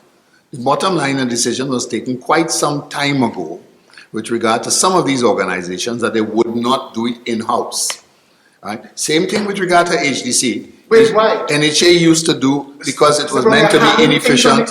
You're not explaining why. Because you're moving down one area No, but I want to and ask giving you, you a you make problem. a statement to my point. Just say why. I just answered you. No, you said a I decision was answered made. you. And A I decision was why? made across Why? several different administrations. Why? That it would be done by the private sector as distinct from to be done by the public sector. Why? Was Right? it more expedient? Would it save us Because money? it was meant to save money because they were supposed to do it faster Or because they had more quicker. equipment. They were meant to be more efficient. So CPEP saves us money. I never said, see, we're moving all over the road, Yeah. all That's over the place. that's coming. You may have certain specific problems. You asked me about a specific answer, I answered you. Okay, I think we're speaking URP, specifically here to public, what you the call it? public. Trinidad and Tobago, and I know this for a I don't know fact. about the public of Trinidad and Tobago, I know about you right now. Mr. Are raising an I- issue, Mr. you have a Brown, problem with a I particular hear you contract, always. and you want to make me Every time I responsible for speak it. politically, I'm not about it. Absolutely, I get that. But every time I speak politically, I am not the normal run-of-the-mill politician. I speak on behalf of 1.4 million people. I want to ask questions that they're trying to ask all these years. Well, how would that make I you have different been- from any I have other given a- politician? okay, let's ask this. Let's ask this question then. Let's switch gears. Because people want to have actual answers, not vague stuff. They want to know, how did it work out this way? How did Petrotrin, this PNM government, decide? I can't answer that, I can't answer that at all. So you can't answer. Let's ask this. No, I can't answer it. You have to ask the minister. When you get to see the minister, you ask him. Because I think we've asked a number of questions along those lines Exactly. too. So you ask him. All But right. as somebody who's had office as a minister of finance, Kristee, I'll stop right now. I cannot speak to the specifics of contract how A contracts are or awarded. contracts by B on the basis of that. I can tell you what the methodology is and I can tell you what the general problem is. I can't answer you for To the specific public, reasons. what Carolyn said about the people seeing things start under one government and stop and we decelerate, to the average person looking on, the Point 14 highway was not about whether the partnership was doing it better or the PNM was doing it better, but who could get contracts for kickbacks when a different government changes. We've witnessed trillions of dollars in this country evaporate. We have nothing to show for it. If you were to do an assessment of all of Trinidad and Tobago for all the booms we've ever had, Trinidad and Tobago's never earned trillions. we've never earned trillions. No. How much we spend?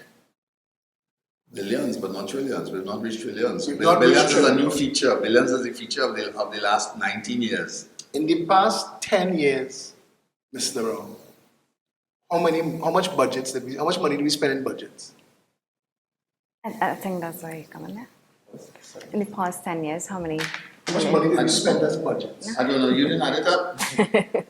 Certainly, I'm sure it's not a trillion. I know, but I'm hearing 60 billion a year. I'm sure, no, So it 10 says 60 billion a year for 4 years. No, but the That's entire. 240 billion. But he said that the UNC People's Partnership government went and reached as high as $64 billion, he said. Hold All, on, what was the purpose of this conversation? just to today see, you said we didn't I spend think a trillion. we're going down a political route here.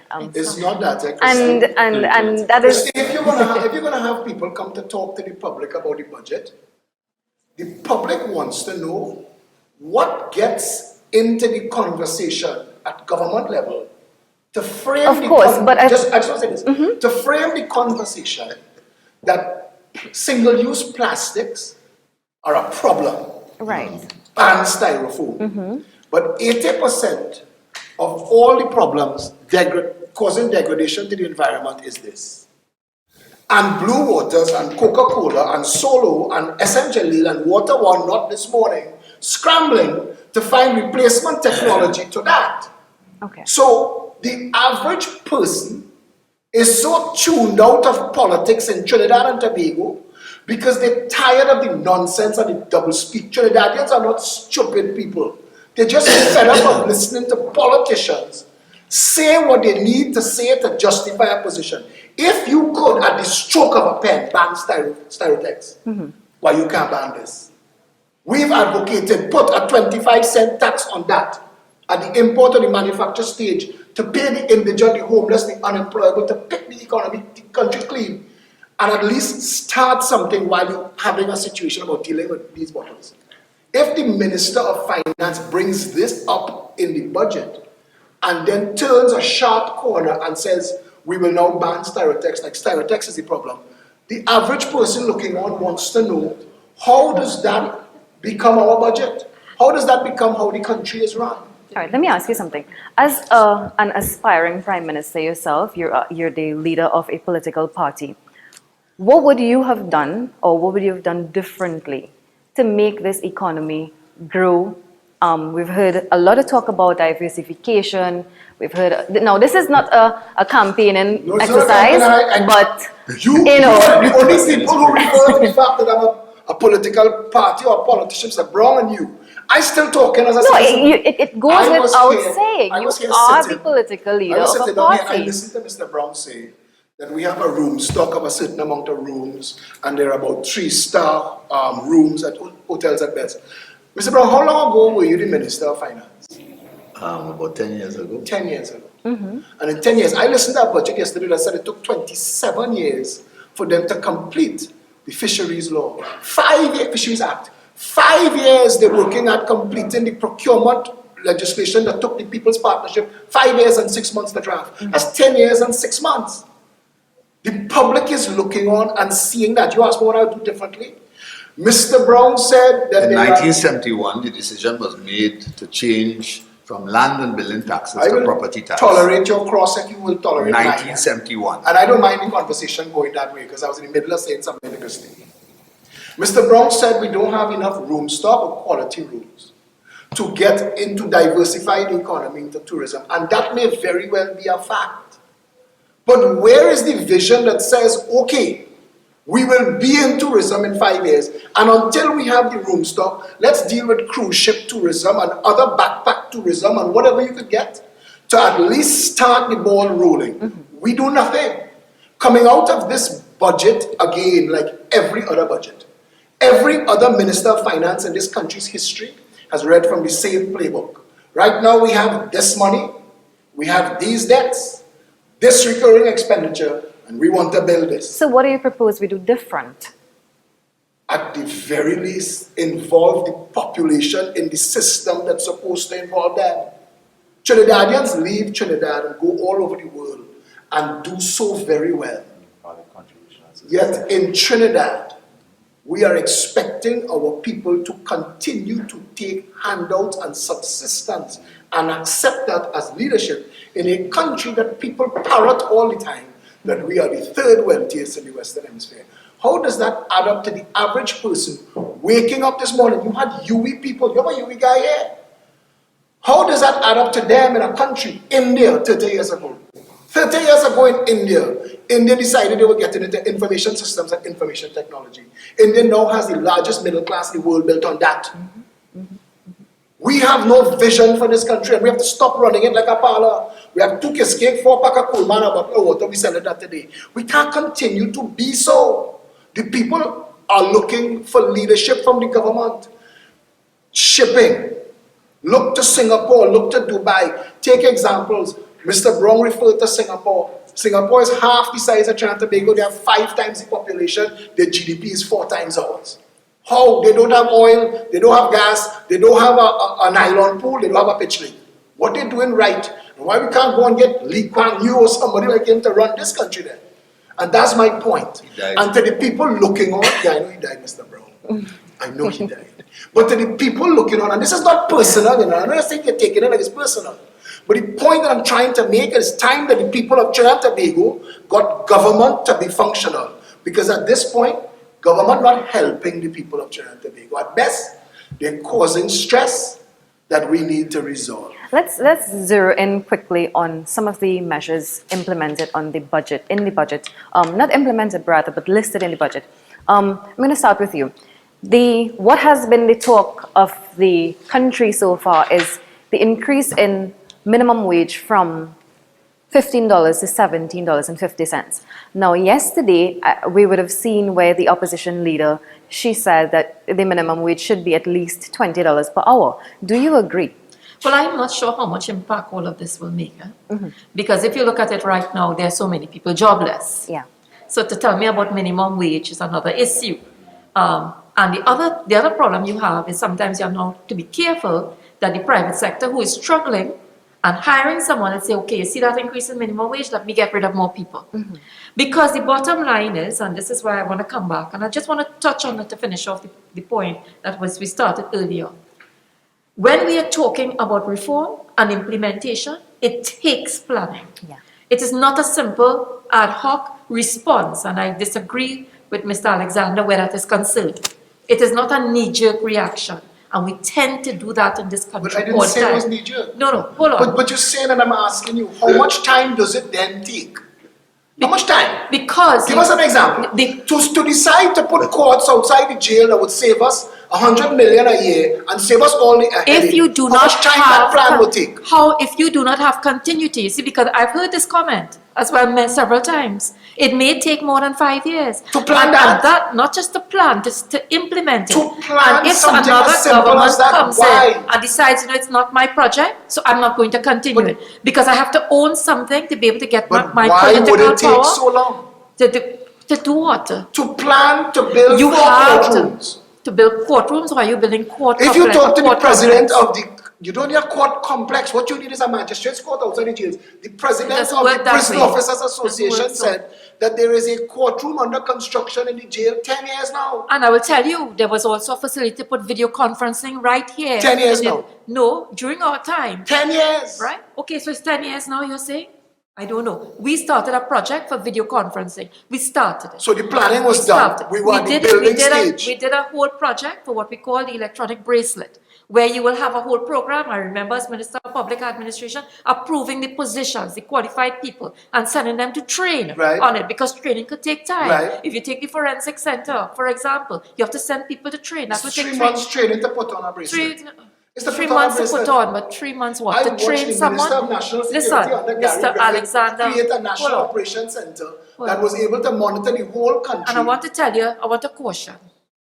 Sometimes we have to be careful we don't hoodwink this nation into believing that things are so simple that we get up tomorrow morning and fix it. Okay, that is exactly the problem we run into in this country. Everybody gets up and say, hey, let me take off that roof and do it over. I'm not realizing that I have to fix the building as well. More than 5 years. So what I'm trying to say, off the roof and fix the building. What I'm saying is, when you have a plan and you come up with a proper plan, we have to stick to the plan. Over time, the plan will change because circumstances change. Fine, there's a process for that. But these are things I know, Mr. Alexander, you don't want to appreciate. You feel that by touting out all these words and that this could happen overnight, no, that you know. It but doesn't I want to happen. pin former ministers down to explain their track records. You are telling Trinidad and Tobago who are watching you now that it takes 5 years to plan and 5 years to build something as simple as a courtroom. It took how long to retrofit the Medina building in San Fernando for the Magistrate Court? Do you recall? What is that about? How long did it take the Chaguanas Magistrate Court to be all of our plans go through the process? With things that failed? And you see, that is why I come back to the point that when you look at the gist of the problem is if we do not modernize the processes and systems in the public service, this is why we have that length of time to implement. Of course, and we have had different... Wait, hold on. The PSA building, of course. And the public service is the problem. The public service, not the public servants. Not the servants. The public service, because we are not who the government or the service is responsible. Well, let me finish. I was there. You have to transform the entire structure, which is what we did. We came up with a new architecture. You have to come up with new job specifications. It took 2 to 3 years. And it was rolled out. Right? And we started rolling it out. It has stopped. You now have to take those job specifications and come here to the PSA, sit, discuss it, agree it. send it over to the CPO for it to be approved, then now go to the Public Service Commission to start hiring in those positions. The Public Service of Trinidad and Tobago, again, like the police service, have a number of educated people, a number of people with the modern skill sets we need to, let me finish, to implement. But you know what? We don't have the jobs for them because we are dealing with old jobs and old job specifications. So when you're talking about modernization, let me explain to you. It's not only the jobs, Carolyn, it's the structure. It's the public who watch Napa, Sapa, Taruba, the Kuva Hospital. They have watched things materialize out of thin air when governments wanted it. And yet when governments... Because it's always easy. It's always easy to structure something, to build something. It's always easy to award a contract to build a highway. Do you realize? Do you realize? Who can solve all the problems that governments have failed to let them solve all these years? And that's why the private sector, that is why you started that whole issue. This is why we started going into a partnership with the private sector to solve those same problems so that they could implement. It has been recognized that governments need to be more a facilitator, which, Mr. Alexander, is what we are proposing going forward. I think this country wants to know what is the solution going forward. We are fed up of all the back talk about what has happened in the past. Let's talk to the future. That's where we need to go. I think more than anything, the country wants politicians and office holders to stop hoodwinking them. Start standing by what they say. If you come to the parliament with a policy to implement, tell them, we've taken care of the planning stages. That took 2 years. For the next 3 years, we need to spend 100. We are proposing that the plan should be owned by the Parliament of Trinidad and Tobago and not the Cabinet. And the Cabinet accounts to the Parliament. But I'm coming back to what you were saying, Kristee, back to the question of the whole issue of these wages. I don't have a problem. I know we want to get our balanced budget. I have no problem with borrowings. Once those borrowings are tied to revenue generations, means therefore I should not just be borrowing money because I want to construct a highway, because I'm not sure where the returns are going to come from that in terms to pay back that borrowing. Why are we not transforming enough? And I'm going to come back to this, because if we're talking about, and by the way, I have a problem with this $3 that we have estimated for as revenue for gas and the $60, I think a more conservative approach would have been $2.50.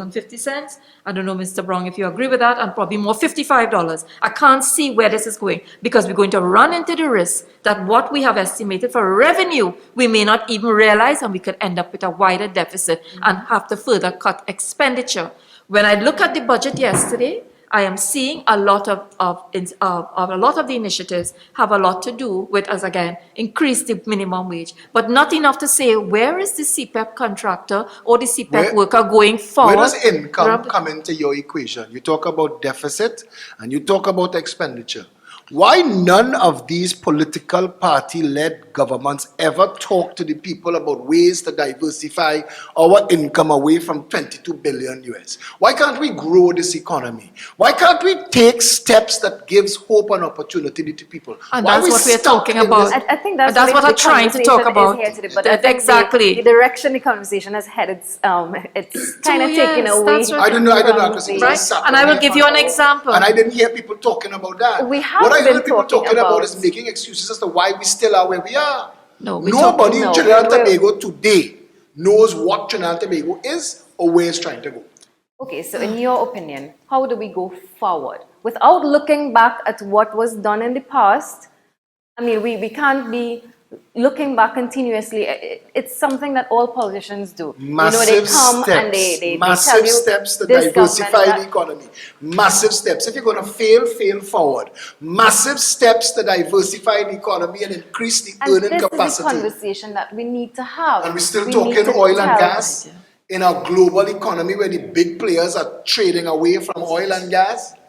Where's our conversation about all the different things we could do? People make jokes about pepper sauce. Go and see what Tabasco is worth in New Orleans and Louisiana. People make jokes about, we could do so many things. You want to trade away now from Styrotex. Sugarcane could have been used, and bamboo, on all this land that running idle that we're using to make strip malls and gas stations and cineplexes. We could be growing bamboo and sugarcane to make biodegradable food containers. I mean, I'm staying away from hemp. But I'm saying to you that there are ways and means that this thing could be done. Trinidadians are hearing expenditures that sounds like they're carved in stone. They're not. We could redo this country. So you're saying we can curb expenditure? I think the first step we need to go, honestly, right now, is to slash the way we do budgets. This way that the Minister of Finance comes and stands up and reads nonsense for 3 hours and 21 minutes. The Progressive Empowerment Party, I will mention my party's name now for this. You want revolutionary change? We say abolish the RHAs. The way the police service is set up. Abolish the local government system. Create a system called constituency boards of supervisors for all 41 constituencies. Supervisors for education, healthcare, public health, public utilities, and national security to start. Give them a certain amount of autonomy. Come budget time, have each of those boards submit to the Minister of Finance the operating and development budget for that constituency for the next 12 months. And have each of those MPs in the Parliament defend it. When the budget is done, the book shouldn't be so, it should be fact so. I should know Indigo Martin West that this $822 million has been allocated to do these specific things. And I could know that for the entire country. We have hospitals that we cannot operate. I could bring surgeons and doctors. All I need is the government that have them gagged and bound, because that's why you don't get information in the media, you know. Governments come and gone have gagged public servants from being able to come and tell you what's really going on in central bank, what's really going on in healthcare and education. Because if they were given the freedom to talk, plenty former ministers would make a jail today. And if we have a complete open government system with open data, then all of that becomes irrelevant. Because at the end of the day, citizens will always have. I just want to say, the issue of constituency funds have already been developed. Legislation was in place for that. I don't know if you recall, where they were looking at a development budget for every constituency. Yes, I do remember. What was the problem coming down the road when there was consultation on it was that how are we going to make sure that it is open and transparent where the procurement is concerned. And I think it brings back to the point you were making, I don't know if it was you or Mr. Browne was making, about the fast pace in which governments are changed. That's right.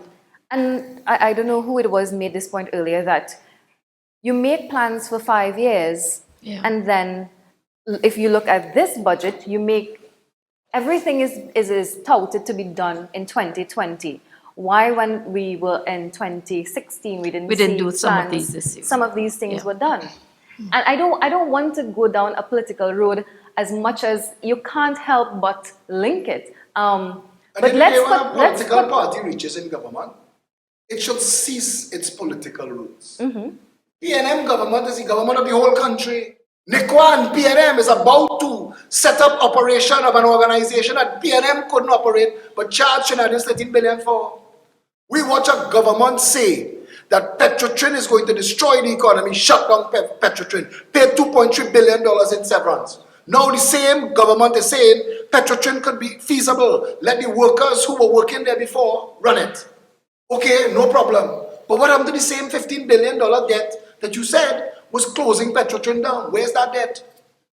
And we sit and we listen to nonsense come out of ministers' mouths for decades. It is time that we hold all of them accountable.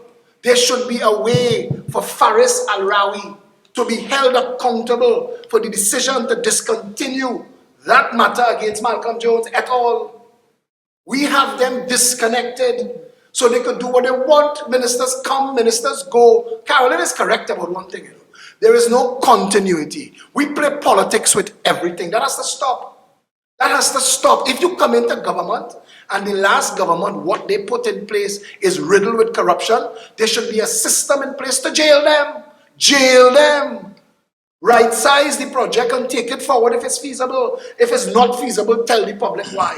And go after all those who were involved. We let things just go under the rug. Under the rug. We laugh and joke and share memes about Johnny O'Halloran and his buildings in Scarborough and Toronto. I know Carolyn and Mariano don't want to hear about that. But that is important to Trinidadians and Tobagonians who fall in the children's belly with mud this morning.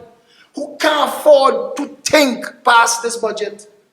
$2,800 is a difference to $2,250 to a minimum wage earner. You just put the entire middle-class business-owning community on the line to pick up the tab for this government's foolish political budget. They are not going to have to fire people. That's what's going to happen. So this budget is not putting money in poor people's pocket. It's taking food out of their mouth. Warren, Hi. you look amused right now. I am, actually. I feel like I don't have a horse in the race, but as a citizen, I do. If I could just tie the conversation back to transformation, because in my view, the 5-year problem will always plague us unless one constitutional reform, but I wouldn't go there. I want to stick to my perspective as a student and how we are affected upon graduation. And well, I see that there was an allocation increase to the OJT program, etc. But the problems that exist within the OJT program, where you have graduates, bright, young, coming out and being made to serve tea and coffee. And yeah, we need to fix things like this. But it's my humble view that we need to move away from the value-based decision making and simply what looks to me as a student as poking in the dark.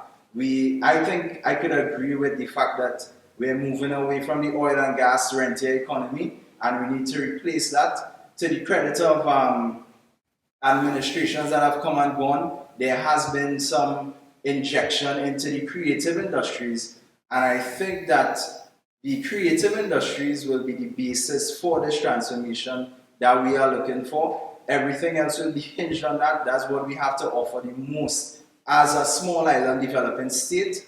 And of course, once it's based around the ecology, because again, as a small island developing state, we have to put ecology first as the basis of all that we do. No island, no economy, right? And we'll have nothing to develop. So we need to, in order to move away from this, because I see the conversation going back and forth in the tete-a-tete, we need to apply the use of big data. That's right, yeah. Data must be applied on it. Without that, it's a certain guesswork, right?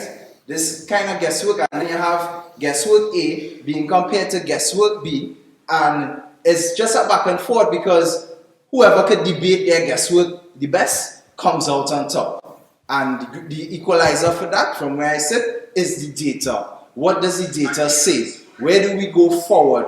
We can't be guessing because look, the data is guiding us here, and maybe the data would say to us that multi-$100 billion economy like the creative million-dollar industry like the creative industry is not the way to go. So we need to put our resources elsewhere. But we can't make decisions like that unless we capture the data that would, one, allow us to analyze ourselves internally, but also compare ourselves on an appropriate scale to other nations, to the region and other nations. So that is why we're talking about policies. Yes. Our policies now must be evidence-based, based on data, and this is why we're talking about opening up the data sets publicly so that the population can participate, citizens can participate in some of the policy formulations. So when we are talking about, even in terms of how we measure it as well, how, the monitoring and evaluation is more data to tell you if your policy, what is the progress or what has been the success of your policy positions. And I think you're quite right in the sense that we sometimes, because we are not objective enough, and we take decisions because of the way we see it, not necessarily that it was based on evidence and data. Correct. And we need to divorce from that. So it cannot be that politicians taking the decisions only, or the political directorate. And this is the function of a public service. A public service supposed to get involved in proper policy formulation based on the data and evidence, and then based on that being able to monitor and evaluate its progress to determine where it needs to shift in order to get your maximum value. Kristee, So that's a whole process. I'd like to add to that, Kristee. Just now, when she's finished, huh? Yeah. So that is why we say that this is when we reshape and reform the public service, we would be able to achieve that, because those are the systems and processes and tools that you want to give your public officers to be able to operate within, even in terms of how the public officer offers a service. That service is because that public officer can monitor it and continuously on an everyday basis revise that policy in order to maximize the service that they're delivering. So that's just an example of it. Mr. Alexander. So 57 years now, leaving the Queen out of it, 57 years now, we have no information about what this country is naturally predisposed to. Yet we lead the world. We lead planet Earth. Carolyn Seepersad Bachan was in government. Mariano Browne was in government. We lead the entire globe in many things. We don't know what our natural predisposition is. I ignored each of them saying the word transformation. I have not used it. I'm going to talk about it now. How could you transform if you have no idea what you want to transform to? And 57 years later, without understanding all the things that are intrinsically Trinidadian and Tobagonian, we're looking for data. I'm not knocking you.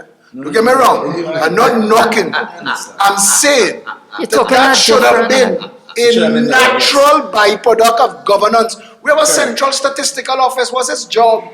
The Auditor General's report in the Central Statistical Office will give anybody enough information as to be able to tell you where we've gone wrong. Trinidad and Tobago has ways and means that it could be maximized and taken to its full potential. We've not done it. We've killed Carnival. We've killed it. There's no viewers for Carnival. Nobody wants to come here for our Carnival. Besides some returning Trinis with a heartbreak for Trinidad and Tobago, nobody coming here.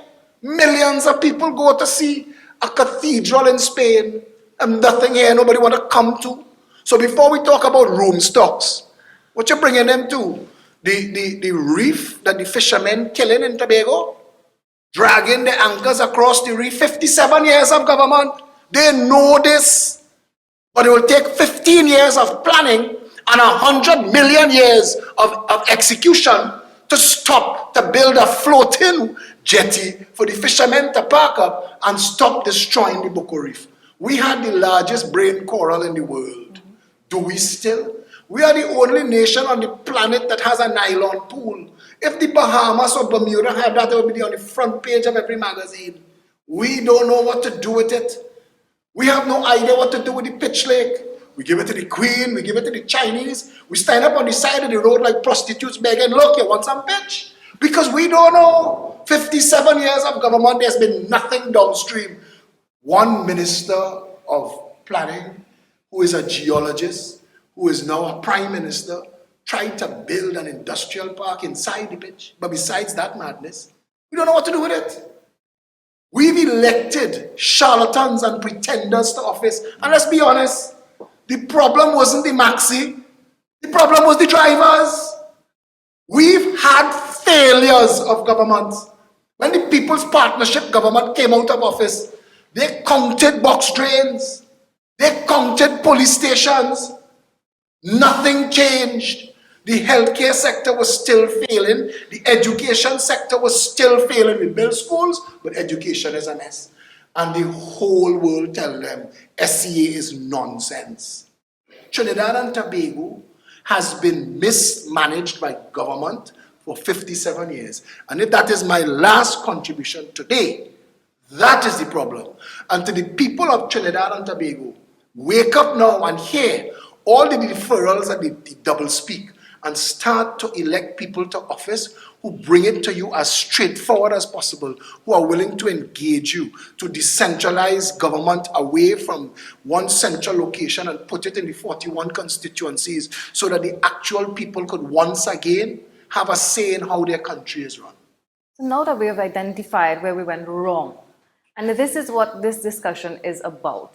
And I'm glad you're bringing that up, and I'm glad for everything that is coming out and sharing. So now that we've identified where we went wrong, now how do we go forward? How do we make because at the end of the day, what we want for ourselves, and what we want for our country, not to make it a better place. If you have people that have failed you time and time again, no version of the PNM has been a benefit to this country. No version of the UNC. Some of their supporters may have benefited. Some people may have gotten a road or a street light. I understand that. The government is more than that. Besides the provision of basic goods and services, which they should have been held to nationally, the government was supposed to be able to take all these windfalls that we got and use it to direct this country and take it forward into multiples of streams of diversification. The Middle East started that in the 80s when the world realized that you cannot rely on oil and gas. Yeah. So to have the same conversations about should it be $3, should it be $2, is he overestimating at 57 or 60? No, that's not the discussion We've we're been, having no, today. not you, not here. But that is, when you hear the economists talk, that's where the conversation starts. We still talking about oil and gas as if the vicissitudes of the oil and gas industry is supposed to dictate how the average person lives in this country. All right. So let's say that you were the Prime Minister of the country. What would the top 3 things you would be listing in the budget to put out there for diversification? When we talk about diversification away from oil and gas. The top 3 things in the budget should have been jobs, jobs, and jobs. If we develop the economy, if we opened it up, I listened to the Prime Minister talk about the banking sector. Mm-hmm. The banking sector in this country is raping the country. We have no regulations of any value. People put their money in banks and get no interest on it. Because the banks no longer have to pay interest on depositors' funds, there is no available credit to the average person, no risk. The banks don't have to take risks anymore. Now they're in money warehousing. So it's $45 to cash a check. And every month you hear a different bank put out their different latest charges. Banking in the country is no longer put your retirement funds in the account and let it double. Now you put your retirement funds in the account and let it dwindle. And that is just that. He should have opened the market. Instead of opening the market to competition, he gave the credit unions banking powers. We're heading dangerously close to what caused the bubble in the United States in 2008, where we're trying to create out of functional organizations. Credit unions serve a purpose. What we need is more vibrancy in the banking sector so that the actual public will get more for their money. Well, yes, you're talking about jobs. But yeah. How are you creating the jobs? What are you going to do? What would you have put on the budget to create jobs? The money that we've spent under the People's Partnership alone could have created where the lapses. What are you going to do now to create jobs? I am answering you. We could have been doing foreign direct partnerships in Trinidad and Tobago, inviting companies here in labor-intensive businesses. It's a start and it's cash flow. We could have created duty-free economic zones here. We talk it, but we've never done it, and it's not just oil and gas. But you just heard economic zones. We should have talked. Carolyn, I have heard it every year. Exactly. So it's the I have not seen anything done. I have seen them build E-Tech Park in Wallerfield to attract IT, and not one company comes. Not one. $100 million spent. So what was in the plan? That took all the years to say, let's build that. If you go to all the major manufacturers in the world that manufacture things that are distributed in North, Central, and South America and to the Caribbean, shipping should be an issue here. We should be a major shipping hub. With the Panama Canal, we are located outside of the hurricane belt. We could be using Trinidad and Tobago right now as a transshipment point for things other than drugs. That would create jobs. The marine craft, I proposed a marine university in 2015 when I ran as an independent. Instead of giving Jaggassar a water park, you could have given Jaggassar a marine university. Trinidad and Tobago is supposed to be the #1 repository of all those pleasure craft that get damaged in the hurricanes. There are plenty ways to create jobs. Diversification away from oil and gas. You see, we have overused the term diversification, and this is why the term transformation is being used today. If you are going to create, the biggest problem we have is jobs. Mm-hmm. That's our biggest problem. And how are we creating the new jobs? And it's not just creating jobs, because this is what I keep hearing. Create jobs for the CPEP or create for the minimum wage. I'm talking about the many people who come out of all our tertiary education institutes. Somebody was talking about vocational skills. Why are we not able to absorb all these new skill sets? And that is because we have not modernized the economy to create those spaces for those new jobs that we're talking about. And I gave an example of the public service of Trinidad and Tobago, where I was saying, if you look at the jobs, we have not created new systems and processes to be able to create opportunities for the new jobs, the people who are coming out of University of the West Indies. If you go to the police service, that's why I gave the example. There's so many new areas which we require to transform it. But by not putting it in place, we're not creating the opportunities to absorb those new people who educate themselves and can't find jobs. That's the point I'm making. I can go even to the whole, and again too, it's because of implementation, continuity. If I come back, yesterday they spoke about energy efficiency. But that was a project that was started in 2010. We passed a whole set of incentives to be able to create that new industry because we recognize that that is an industry that Trinidad and Tobago could have led in and become the pilot for the Caribbean. In fact, we became the Renewable Energy Center, Research Center for Trinidad, for the region right here. So my point is, 9 years later, we're back to the same point about trying to create this new industry, trying to create these new jobs. In fact, all those, what we call ESOs, which were created, this new job spec, Talokjak created a whole new program to educate these people and certify them. They have all been certified, but they really did not find jobs here in Trinidad and Tobago. To create it, to create the demand, we said let all public service buildings become energy efficient. Make sure that they have to be audited energy-wise so that you create the use, the demand for these people. That did not happen. It did not continue. Today, we're back to the same point of saying let us redesign public offices to be able to comply with those new standards. That doesn't sound a little bit like the cart before the horse, creating use after the fact. We've certified people and stuff that we had no need for. Because we started the industry, the plans, you have to do it. At the end? No, we did the plan in 2010. And what I'm saying is that in 2010, okay, to be able to fulfill the needs of this new industry, you need these skill sets. Obviously now you have to start up a program to train, to develop these new skill sets required for that industry and for this particular type of professional. And in fact, these professionals, they went through the program and some of them are now employed in the region because Trinidad and Tobago has fell behind by failure to continue the program in 2010, 2011, right up to 2019. The other countries in the Caribbean have taken the front and we have left behind. That's the medical students with the scholarships who became doctors and couldn't get jobs in Trinidad. And again, so we had to lose the scholarship money and they go out. And why? Why? Because the same thing again. We failed to put a system, and I was accused when Minister Garcia said that I was giving too many scholarships to medical students. And it was because if you create the system where those who are in the system can move up and specialize, then there will be space for the new doctors coming in. And those who specialize, not to say we don't need it, because now we're importing from Cuba, we're importing from everywhere else, and foreign exchange is going on.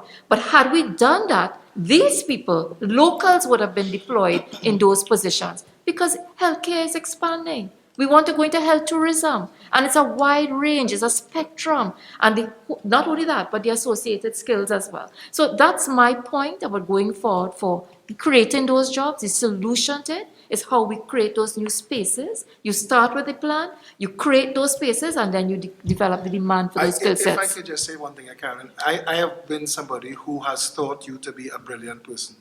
I have nothing but respect for Mariano Browne and his abilities. I think that the technocrats and the capable people in this country have been kept back by a lack of vision.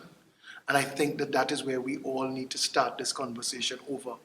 Where we actually trying to go as a nation. That is the point of today's conversation. And that's what we're saying. I think what we did so far is we looked back at what was done and the problems, and we kind of reiterated the many problems, and that's a typical political setting, and that's what I was refraining from. But it's done. What we've done is establish it when we've established the problems. You've identified here today all of the things that actually retard development. You had to have this conversation. Yes.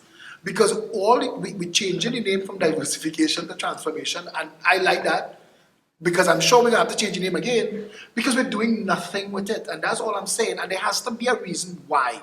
And all I want to keep asking is why. Why do we fail? Why is it failing? Why is a country this rich, this wealthy, this pregnant with so many capable and talented people at the point where we're talking about a budget high point is 30 cents US minimum wage increase to 194,000 people, 20% of our adult workforce. That is an insanity. Now, as much as I am enjoying this conversation, and I'm sure all of you are, all of our viewers, we are slowly running out of time. So I'm going to ask Mr. Mariano Browne your closing comments once again as we wrap things up finally for today. Well, I think the previous program I had said, the previous segment of this program I indicated, one thing we need to concentrate on was efficiency in the use of our funds. And that means coordination and harmonization. I'll make that point again. Yeah. I think that it is not how much we are spending, it's how we are spending it.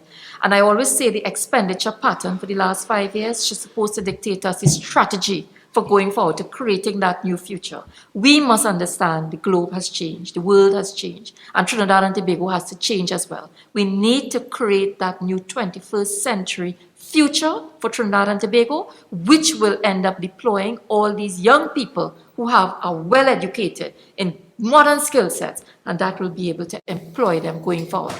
Every person in Trinidad and Tobago, I believe, instead of, and this is why I come back to that term, reform, instead of saying that we want to spend money on highways to deal with a traffic problem at 8 in the morning and 4 p.m., probably that money, that expenditure, could have been spent in modernizing a public service to give us the ease of doing business so we get investors and we're able to employ more people who could pay taxes so that you can improve the revenue streams for the government of Trinidad and Tobago. Mr. Alexander, your closing comments. I just want to finish on what she just said there. That highway is as a net result of us failing to decentralize away from the 200,000 people that has to drive into and out of Port of Spain every day to function in government offices that could have been located in Point 14, Sangre Grande and Toco. Using technology. And what couldn't go on the cloud and what couldn't go digital. I still believe that Trinidad and Tobago has the greatest potential to be one of the most beautiful countries in the world to live in. I think our problems can be solved. We as a people just need to stop voting race, stop thinking that we have no other options but the nonsense of racist voting, and start voting for people who are bringing the conversation back to issues, policies, programs that would actually transform the nation. Mr. Anderson. I believe we need a greater appreciation of the scientific method. And but I just want to share something briefly. In doing some of my studies, I was able to track a trend that I noticed, that a lot of the progress that was pushed in Trinidad and Tobago came from entrepreneurs and not the public sector. So I believe that entrepreneurs will actually push development and push transformation in Trinidad and Tobago, and when it catches on, then the government will finally get that aha moment and catch up. It wouldn't come from government. All right. So definitely what we've seen here today is a very diverse bunch of consultants. We've seen politicians, we've seen students, but the bottom line is we're all citizens of Trinidad and Tobago, and the aim of this conversation is to push a way forward for what we call our beautiful home, our beautiful Trinidad and Tobago. That's all from me and our team here at PSA TV. I'm Kristee Kalisingh. Have a good day.